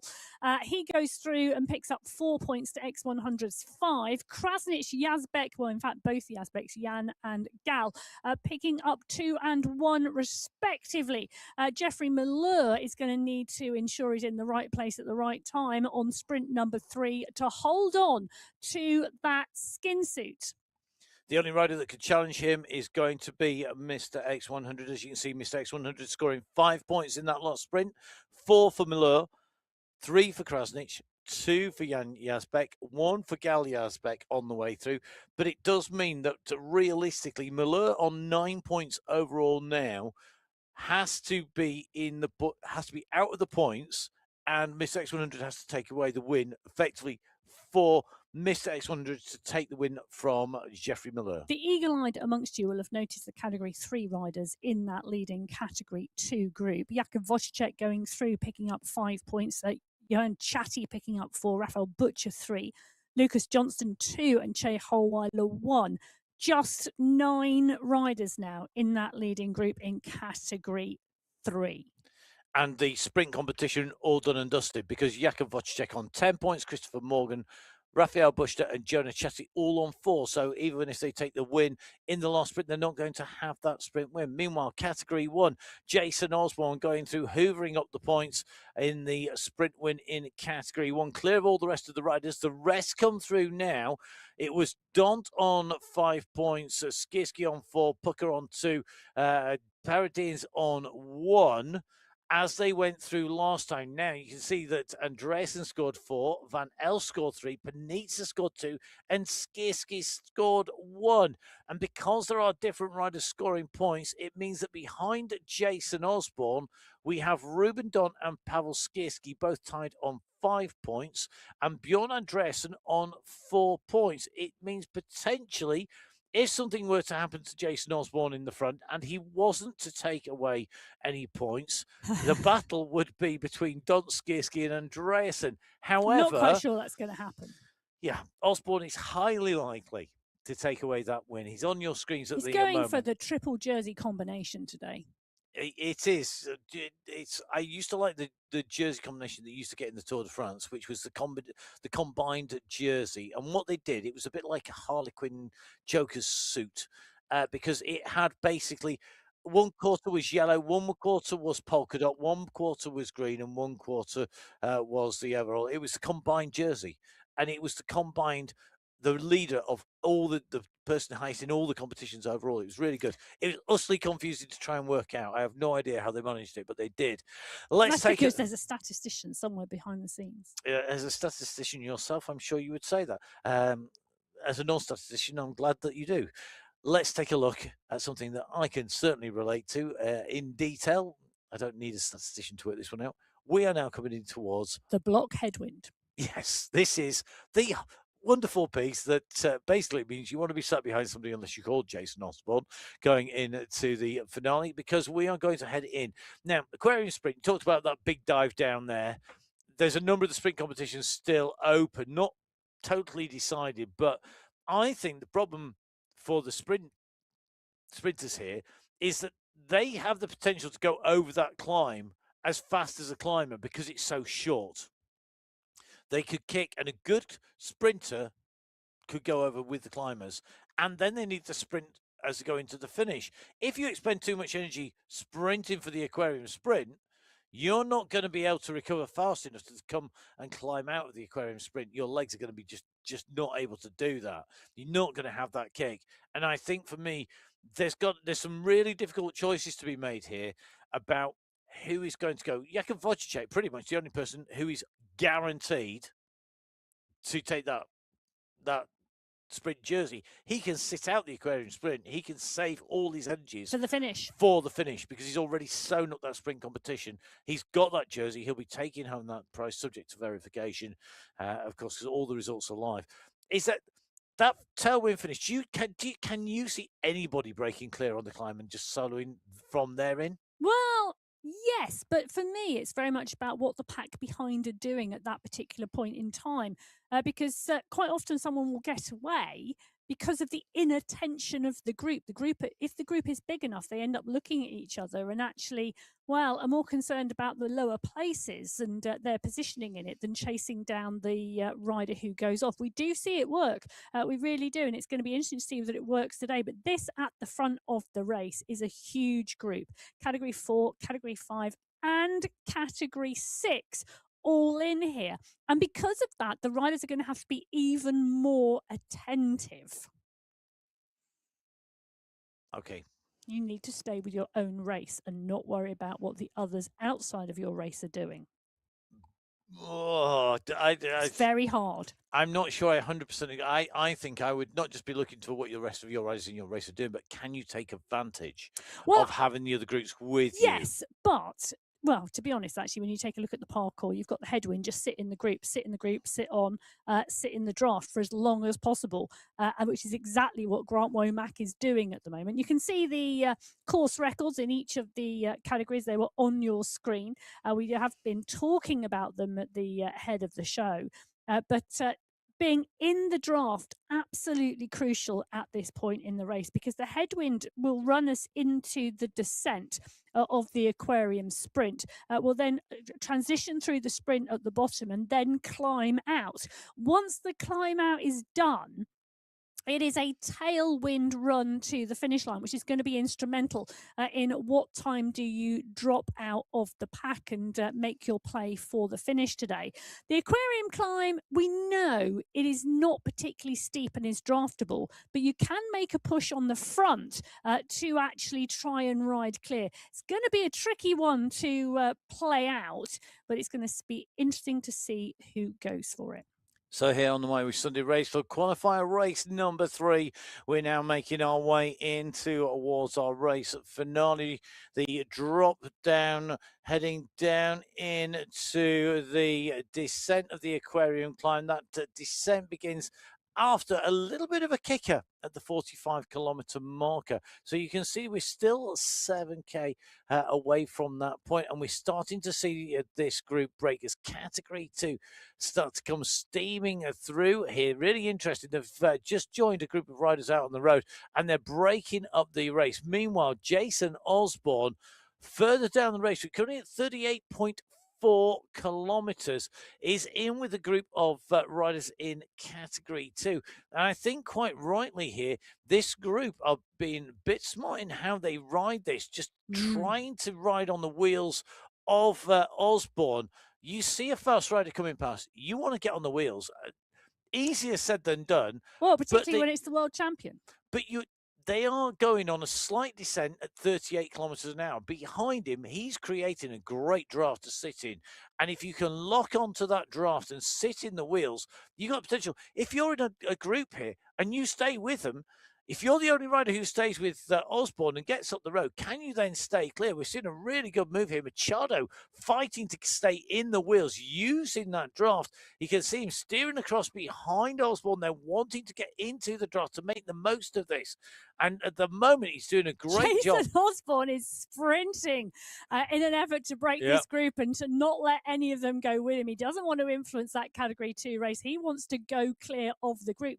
9.2 watts per kilo for no reason other than to drop the other racers. Now we're back in with Grant Womack. How are you enjoying your baptism of fire that is the Sunday Race Club? Moving up, Grant, that's the question.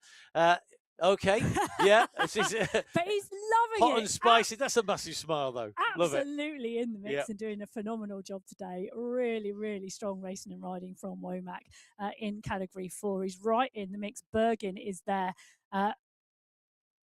Yes, is that I'm just trying to pull out the category 4 riders luck. as that we're in the group with. It's a mixed bunch, 4, 5, and 6 all together here. Carsten Mayer is there as well as Daniel Cadiz. So the category 4 riders riding strongly on this small punchy overpass. It is. This is the Vink overpass where in the past Michael Vink has soloed to victory going in the opposite direction when this was a tight left-hand ascent. Now it's a tight right-hand descent that brings us down back underneath the roadway on which we've just gone over. We're about to dive underneath the bridge. There we go. And head out the other side. We're in with Alalusa at the moment. What can he do now? Panu Alalusa from Finland at the moment warm enough to melt the snows as we move into the Finnish summer, and certainly at the moment in a great position here. All these riders now have really got to be thinking about not losing the group, not lose the group, not lose it. That wants to be the number one thing. Don't lose the group here running into the descent. Good strong number of riders from Finland on the Sunday Race Club. It really is, yeah, really strong nation when it comes to competing on the Sunday Race Club. I gotta say, I don't want to say this without it sounding really harsh about the Finnish climate, but it is a nation that's known for its cold winters and snow and ski sports, you know, and rallying on snow. So to have an indoor cycling in the winter period is not really a surprise. No, but you know, indoor cycling esports, the level of competition around the globe, just as useful in the winter in Finland as it is for the summer in Abu Dhabi. Indeed. Or any time of year in Abu Dhabi is warm. Any time of year is warm, let's face it. And gotta say, yeah, it's one of the reasons why you see such fantastic facilities such as Hedera Island being open to ride 24 hours a day, pretty much. Well, one of the riders we were in with right at the head of the show, Luke Kendall, in this group as well on the road. So in category 5, right at the front of the race. Just watching the category 6 rider, Thornton, squeezing on those pedals and dropping back in as we drop back in with category 2. These are the riders on your screen, and you can shake around the names a bit because it's about pick and mix. It is now. This Mix is. your picture to your I'm loving Mark Santos slightly over to the left of where Mitchell Machado is as well. This is where you play the spot that who of you was paying attention earlier on in the show? Some of the names are correct to some of the riders, but not all of them. We're just trying to tease you around a bit. So if you can put them together again like a game, then it'll be fabulous. It's happening as we speak. It is. It's great. Look at that. Nearly there. But it is a fabulous group of riders and races that we've got for you in category 2, and the competition always so close. Front of this bunch are going to take a turn very shortly. And it's a turn that will take them away from the main ascent and head down into the aquarium climb. So for those of you that are watching, tell us, did you get all the names correct for the riders when we were doing our little test? Can you pick out the right people on the right names? I'm doing a so little these scan. are the answers for you now. So for those of you who couldn't name all of them, more homework required. Emma, did you get them all correct? Yes. You know, but I watch them week in, week out. And have done for years. And a lot in between. And I think that's one of the things we should remember, that a lot of the time through the week is spent actually rewatching what happens in the racing in the run up to the following week's race. Yes, I am addicted to cycling esports. I'm sure there's a place for you out there with a support group to help you. Probably the MyWhoosh community, to be fair. The MyWhoosh community are absolutely cracking. Love every single one of them. But the Category 2 race is on fire still, and you can see the riders, you can see the concentration, you can see the work going in. Whether you're Jamie Cahill up and out the saddle alongside Machado, look at him up and out the saddle as well. Ivan Nuki, Gal Yazbek just taking on board some hydration. Jesse Langeveen, well, I think he's one to be watching for the finale, but the racing is going on. 62 minutes of racing in Category 2 now complete. They're heading in to the final 10 kilometres of this race today. So as you can see, our riders working hard to get into that finish in that group. The run at the moment, we're at 43.3K. We have a little bit of a dip that comes in. then a kick up over the top, and then we're into that big descent down towards the aquarium sprint at 47.8 kilometers.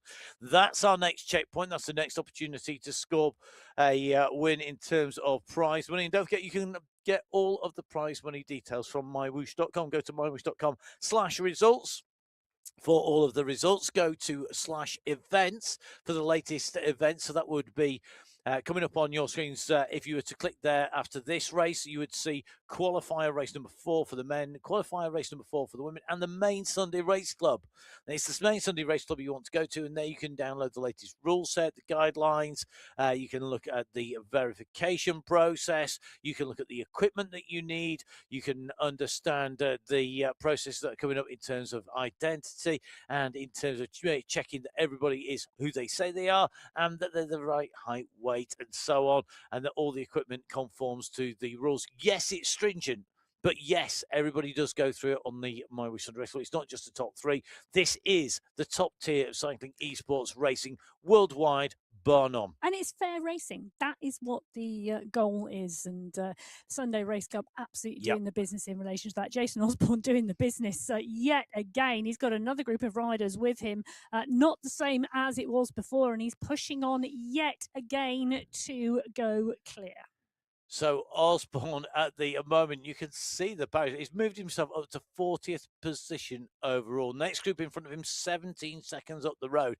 You can see riders of the quality of SS and Gal Yazbek at the moment.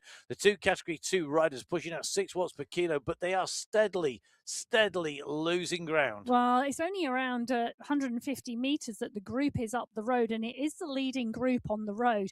One of the things we need to watch here, Jason Osborne, as to whether he's going to tow that group that he's got back to the group at the top of the road. The category, the chasing group here have had some bad timing because they're coming onto this climb, and this is where the pressure goes on. Now, Christoph has made the move across here. He wants to be kicking on over the top so that he can profit on the descent. Osborne at the moment, it's currently at 6.87 watts per kilo. It does mean that the group that he's with could well stay with him over the top of this section. Maciej Bendakiewicz aware of the danger of Thiem going up along the road here. So Christoph Thiem, Maciej Bendakiewicz, Jason Osborne at the head of affairs. Gap back to Yazbek, and Yazbek at the moment. Gap back to Miller, gap back to Langevin. It's only fractions of a second, but it could be enough. The leaders on the road are about to see the express train that is Jason Osborne and the attendant riders behind coming up on their wheels. They're going to go into this descent, and this will be one big group going through the sprint. It is going to be an incredibly messy sprint if you are trying to contest it. If you're not, it's about staying in the group and using the momentum to drive you onto that final ascent, the last uphill section. This is going to be 60, 70 riders all coming together, mixed categories from category 1 right through to category 6. It is a moment of concentration that's required. Gal Yazbek, well, there's company in the pain cave at the moment, and Yazbek, really look at the concentration on the face as he up and out the saddle and just making sure he's in the right place at the right time and following the right wheels. Well, the wheels he's following are Lewis Ridley, Jonas Bjarhed, they're in there. Phil Graves is in there as well. Gledness is in there. He's in exactly the right place, following the right wheels as they make the transition to the front group. As the 2 groups come together, the category 2 pack going clear. Also going clear, Jason Osborne right up and over the top. So category 1 now head of the road. Osborne is rolling at the front of the Sunday Race Club. Phil Graves and Gal Yazbek, Jeffrey Malheur, 3 riders in category 2 have also gone clear. They are at the 46-kilometer marker now, 1.8k away from the next sprint. Look at the size of the group behind. That category 1 and 2 have come to the front. Category 4, however, are going elbows out, make some room for me. This is now going to be a fight to stay in the wheel. Stay in the wheel as long as you can. Do not lose the junction. This is where the lighter riders are at a disadvantage on the downhill. You'll see some of our lightweight riders literally going into the red zone on the downhill to stay with the speed that we're traveling, 56 plus K an hour. I've seen on our screens on this descent, comfortably on the way down here for some, uncomfortably for the lighter riders. They'll get their revenge soon. You've seen 63, 64, 65k an hour coming in to this group as we come out of the bottom of the descent with that momentum and draft building. Osborne, make no mistake, will be able to leave all the rest of the riders on this climb coming up. Before we get to that point, though, quick reminder, the final chance for points in the sprint competition is coming up at the 47.8 kilometre marker. That's just over 500 metres time. We come around the left-hand turn with Alberto Hernandez at the moment, nicely tucked in this group in category 4. And at the moment, we're going to be leading this around the right-hand turn. Mr. X100 moves to the left-hand side of the road. He's just looking to hold position. He has to drift back across as we now see another kick coming off the very front of the race here.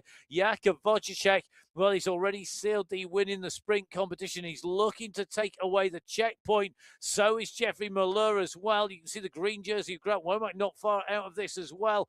Hula Warren as well. It really was the green jerseys, the sprinters coming through and asserting their dominance in their race category to ensure they take that checkpoint prize as well. What a ride on the way through, and now look for the counter-attack. It's coming straight away. Mr. X100, they went through the sprint. He held the wheels, and now he's gone over the top. Yes, Jason Osborne taking the sprint in category 1, Jeffrey Miller in category 2, Jakub Wojciech in category 3, Daniel Cadiz in category 4, Dieter Zimmerman in category 5, and Ola Warren in category 6. So that's the sprint. All the sprint details going to come up on your screen across the categories as well, of course, on mywhooshinfo.com and mywhoosh.com. We can stay on the racer at the moment because Mr. X100 has opened up a gap. That counter-attack came in. He's lifted this to 6 watts per kilo. I think he wants to make this hard all the way into the summit of this climb. He's effectively extended the length of the effort required by going hard on the straight from that sprint and keeping the pace high. So Osborne now lifts to 7.6 watts per kilo. He should be able to hold round about the 7.5 watts per kilo comfortably. And that means that all the rest of the riders will be up against it as they go onto the slopes. 3%. X100 with the gap here lifts his pace as well. This is where, if you've got the pace on the climb, if you can go over with 1 or 2 riders over the top, you could have a gap. You could hold to the finish. But remember, we've got to get to 54 kilometres here today in Australia, in Wollongong, as the leaders start to ratchet up the pressure. The group behind is braking. We're starting to see the riders who set off in our standard category 6 and then 5-4 start to be distanced, but 1 or 2 riders have the ability on the climb to hold the wheel of the world champion Jason Osborne on the front. Well, it's category 2 that are chasing Osborne's wheel. The leader in category 1, Jesse Langevin. The sprinter is in the mix, and so is Kaplinski, X100, Graves, Alan Young, Miller.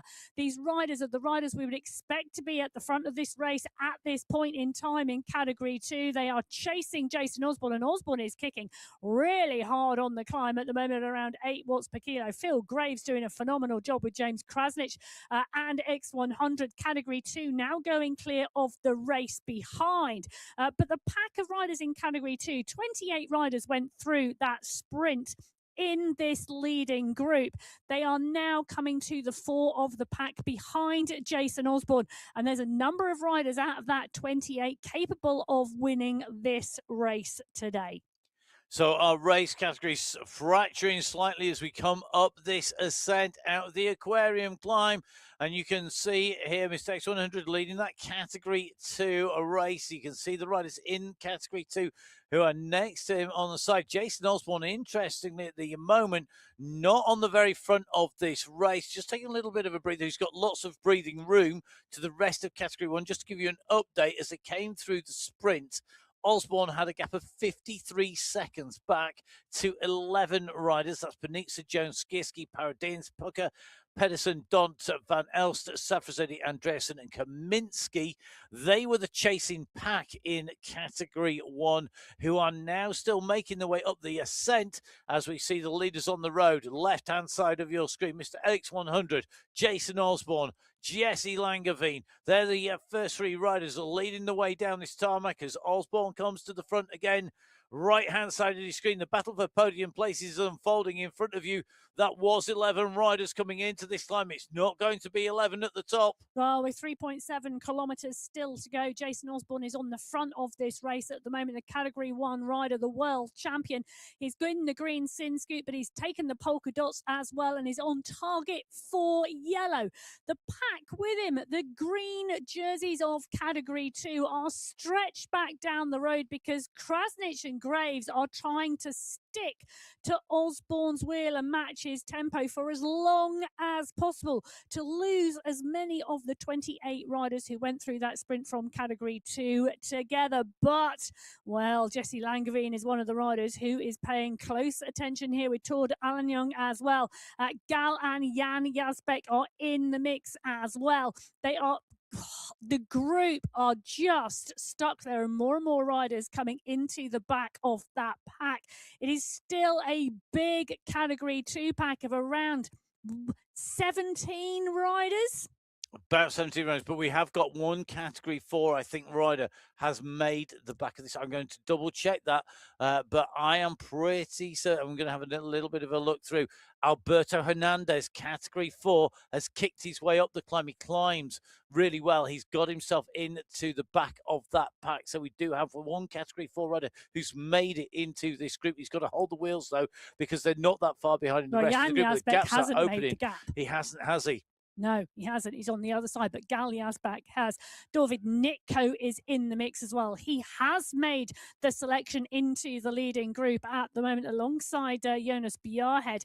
They are on the back of the group, but it is one Category 1 rider, 16 Category 2 riders, one Category 4 rider who is now just getting distanced off the back of the group because Jesse Langevin has gone. He's gone long. Jesse Langevin has gone long at 51.8 kilometres. The finish line at 54 kilometres today.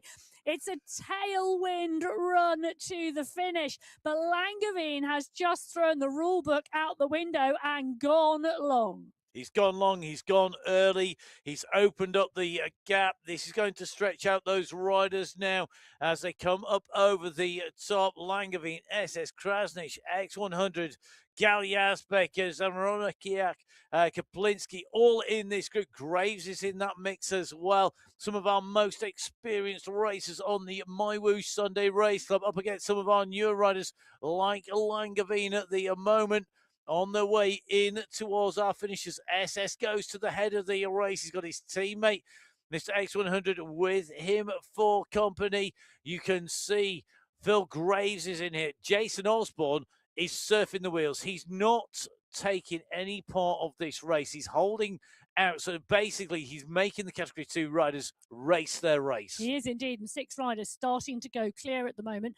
Other Category 2 riders expecting Jason Osborne to close the gap, but quite rightly, and quite right too, rightly, he's like, no, if you want to close this gap down, you've got to do it. This is your race, not mine. So Category 2 in the battle at the moment at the 52.9 kilometre marker. They're coming up to the 1,000 metres to go.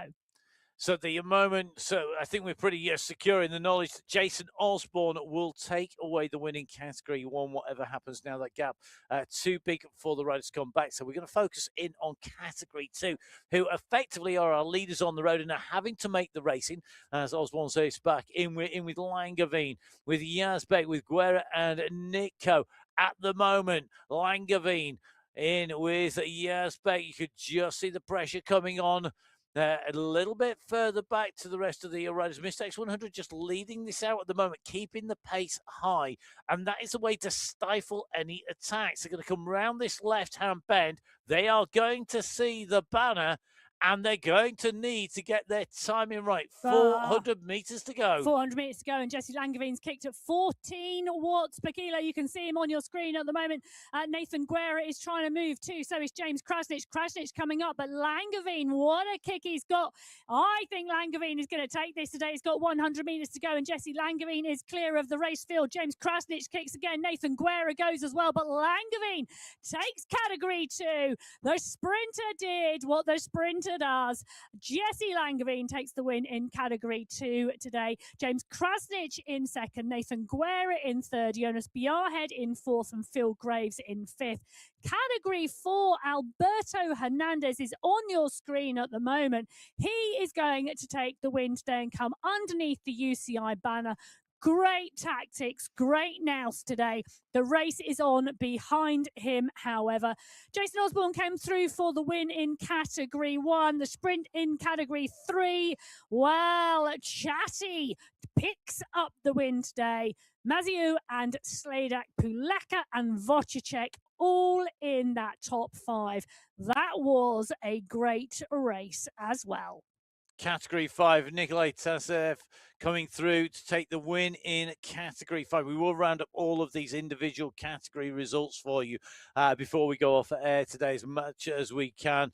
Osborne coming through to take away the win. No other Category 1 riders coming through yet. Jesse Langevin, absolutely superb. Another masterclass today here. It's been masterclass day on Sunday from the riders as the rest of Category 1 come in and over the line. Sprint finish. Yep. Ruben Don from Ollie Jones, Pedersen Paradians, Van Elst, Andreasen, Panitza, Kaminski, and Pucker.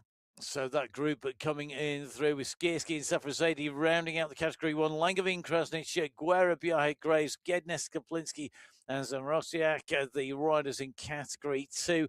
On your screens at the moment. This is going to be it's going to be for some very interesting unpicking for our riders and for us to do very shortly indeed in each of these individual categories. Category 1, probably the most clear cut, with Jason Osborne coming in to take that race win. 1 hour, 15 minutes, 19 seconds for us. When we saw him backing off on the way through. Don't forget, all of the results at the moment are live and unofficial until they get that official stamp on www.mywhoosh.com. And you can get lots of detail there. And, of course, on mywhooshinfo.com. Let's take a look at some of the individual standings in a short while. Emma, first of all, I said it's been Masterclass Sunday. It has. We saw that in the women's race, and we've seen that again here in the men's race. I think that the way Langevin executed that finish, he broke the group down. He got rid of a number of riders with that going long attack. He made it too hard for people to go and attack him, and it ensured that he was in the right place for that final sprint. But he's a rider. He knew that he still had the kick left, you know, and when he put that first attack in, it wasn't a full sprint launch. It was a drive for the line. It was to try and take the kick out of everybody else's legs, but also to give himself a little bit of sliding room so that he knew when he kicked, they had more work to do than he did. And that phenomenal kick that came through, absolutely first class from Langevin, you know, over 14 watts per kilo to ensure himself the win. And, you know, James Krasnich tried, it was a 16 up group, you know, so Langevin just doing the business, executing exactly what we know he can do. Brilliant race results on the way through. Just taking a quick scroll through those from Category 1 right the way to Category 6. Brilliant racing. We've seen individual wins before from Jason Osborne. That really was a show of strength. And then to sit out the race finish, he didn't need the glory of going over the line first. He let them race their race. He didn't affect that. We saw some riders, I mean, Hernandez just had that grit. You saw that him punching the air in delight over the end there. That for me was sort of the contrast. You know, riders being able to profit from what others are doing, being tactically smart is fantastic. Yeah, he hung on for as long as he possibly could, and he didn't make it all the way to the top of the climb. He didn't make it all the way to the finish, but he hung on for long enough to get the gap and then hold it. So it was a great race from him in Category 4, and good on him for being a bold rider. Yep, definitely good on him.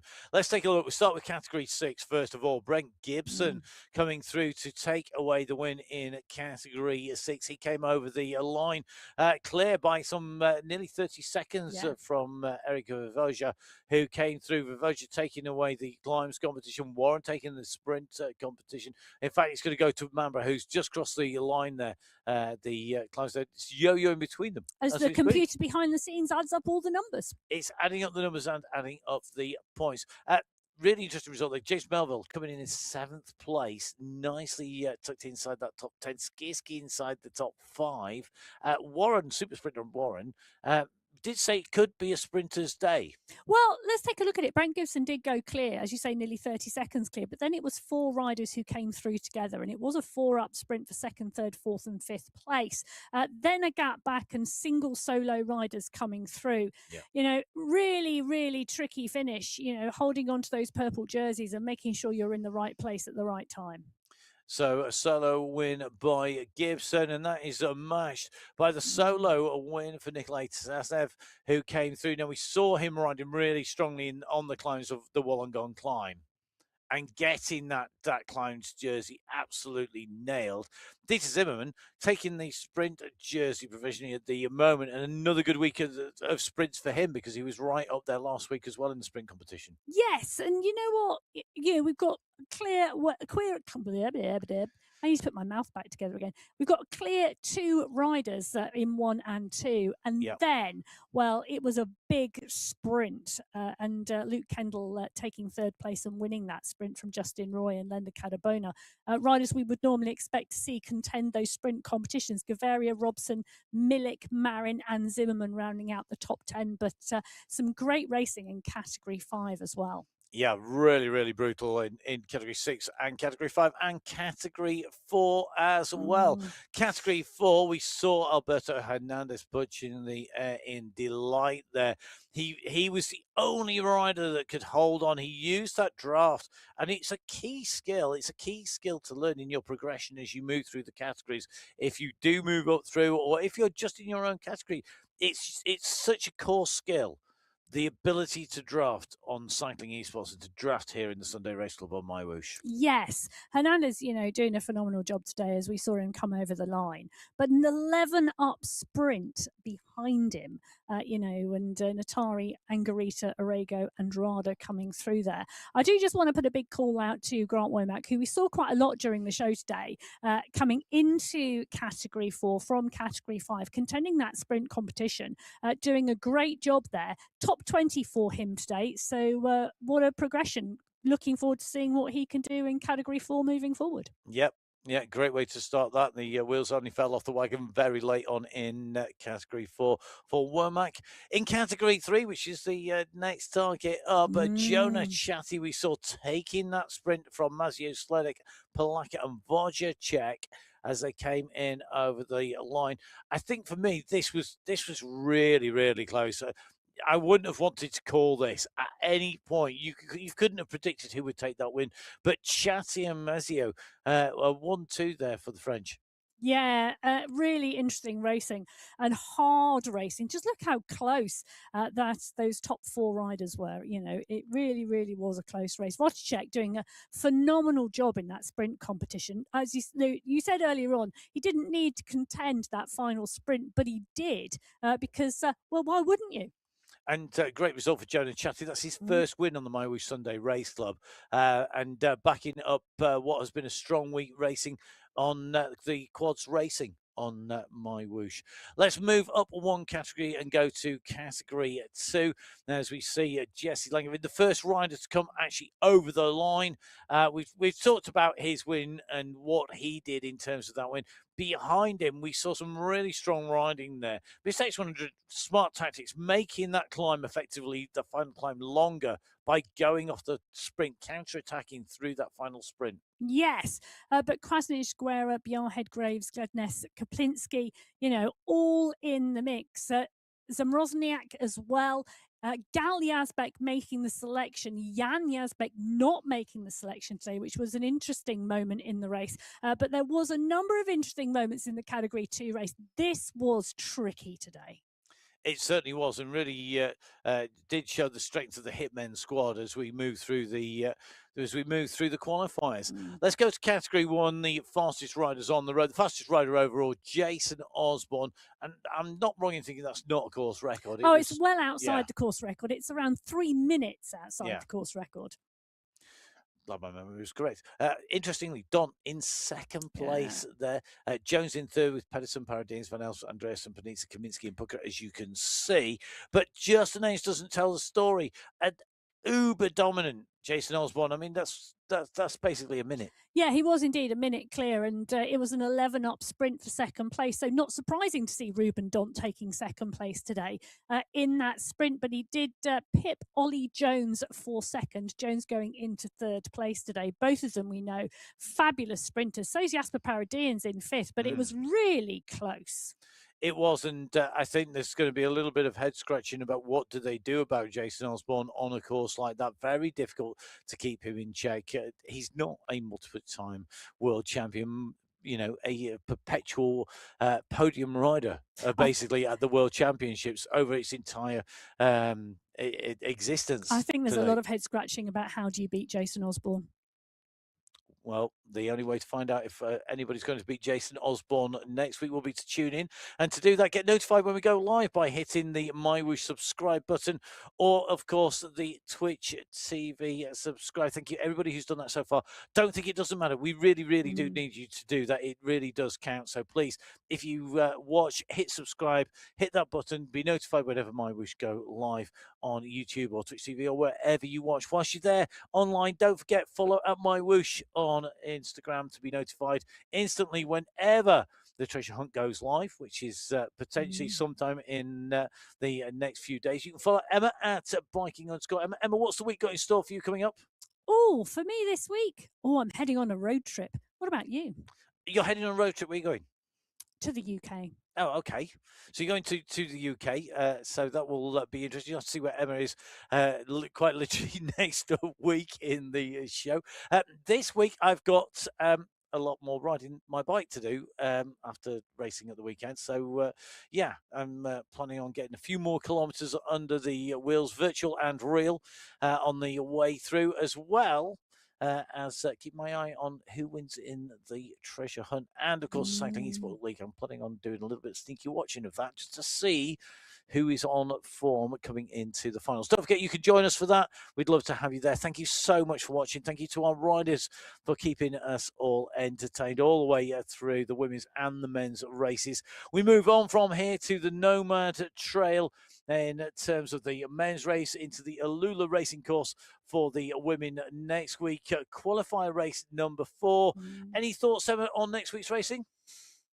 Sum it up in 3 words. Come on. I know you hate it when I do this. I do, absolutely. What is next week's racing going to be like? Hard, fast, furious. There you go. That's 3 words. That's 3 words. See if Emma's 3 words are the correct 3 words for the racing next week. Find out where Emma is coming to you from. We will be back with you. Thank you to the team behind the scenes for making the racing happen. I'm not quite sure how they follow all the racing when it's all going at once, but they do an amazing job. But from me, from Emma, and all of the team at MyWhoosh, enjoy your running in the next week. Good luck in your hunt for the treasure on MyWhoosh. Until next week, we'll see you then. Goodbye. Goodbye.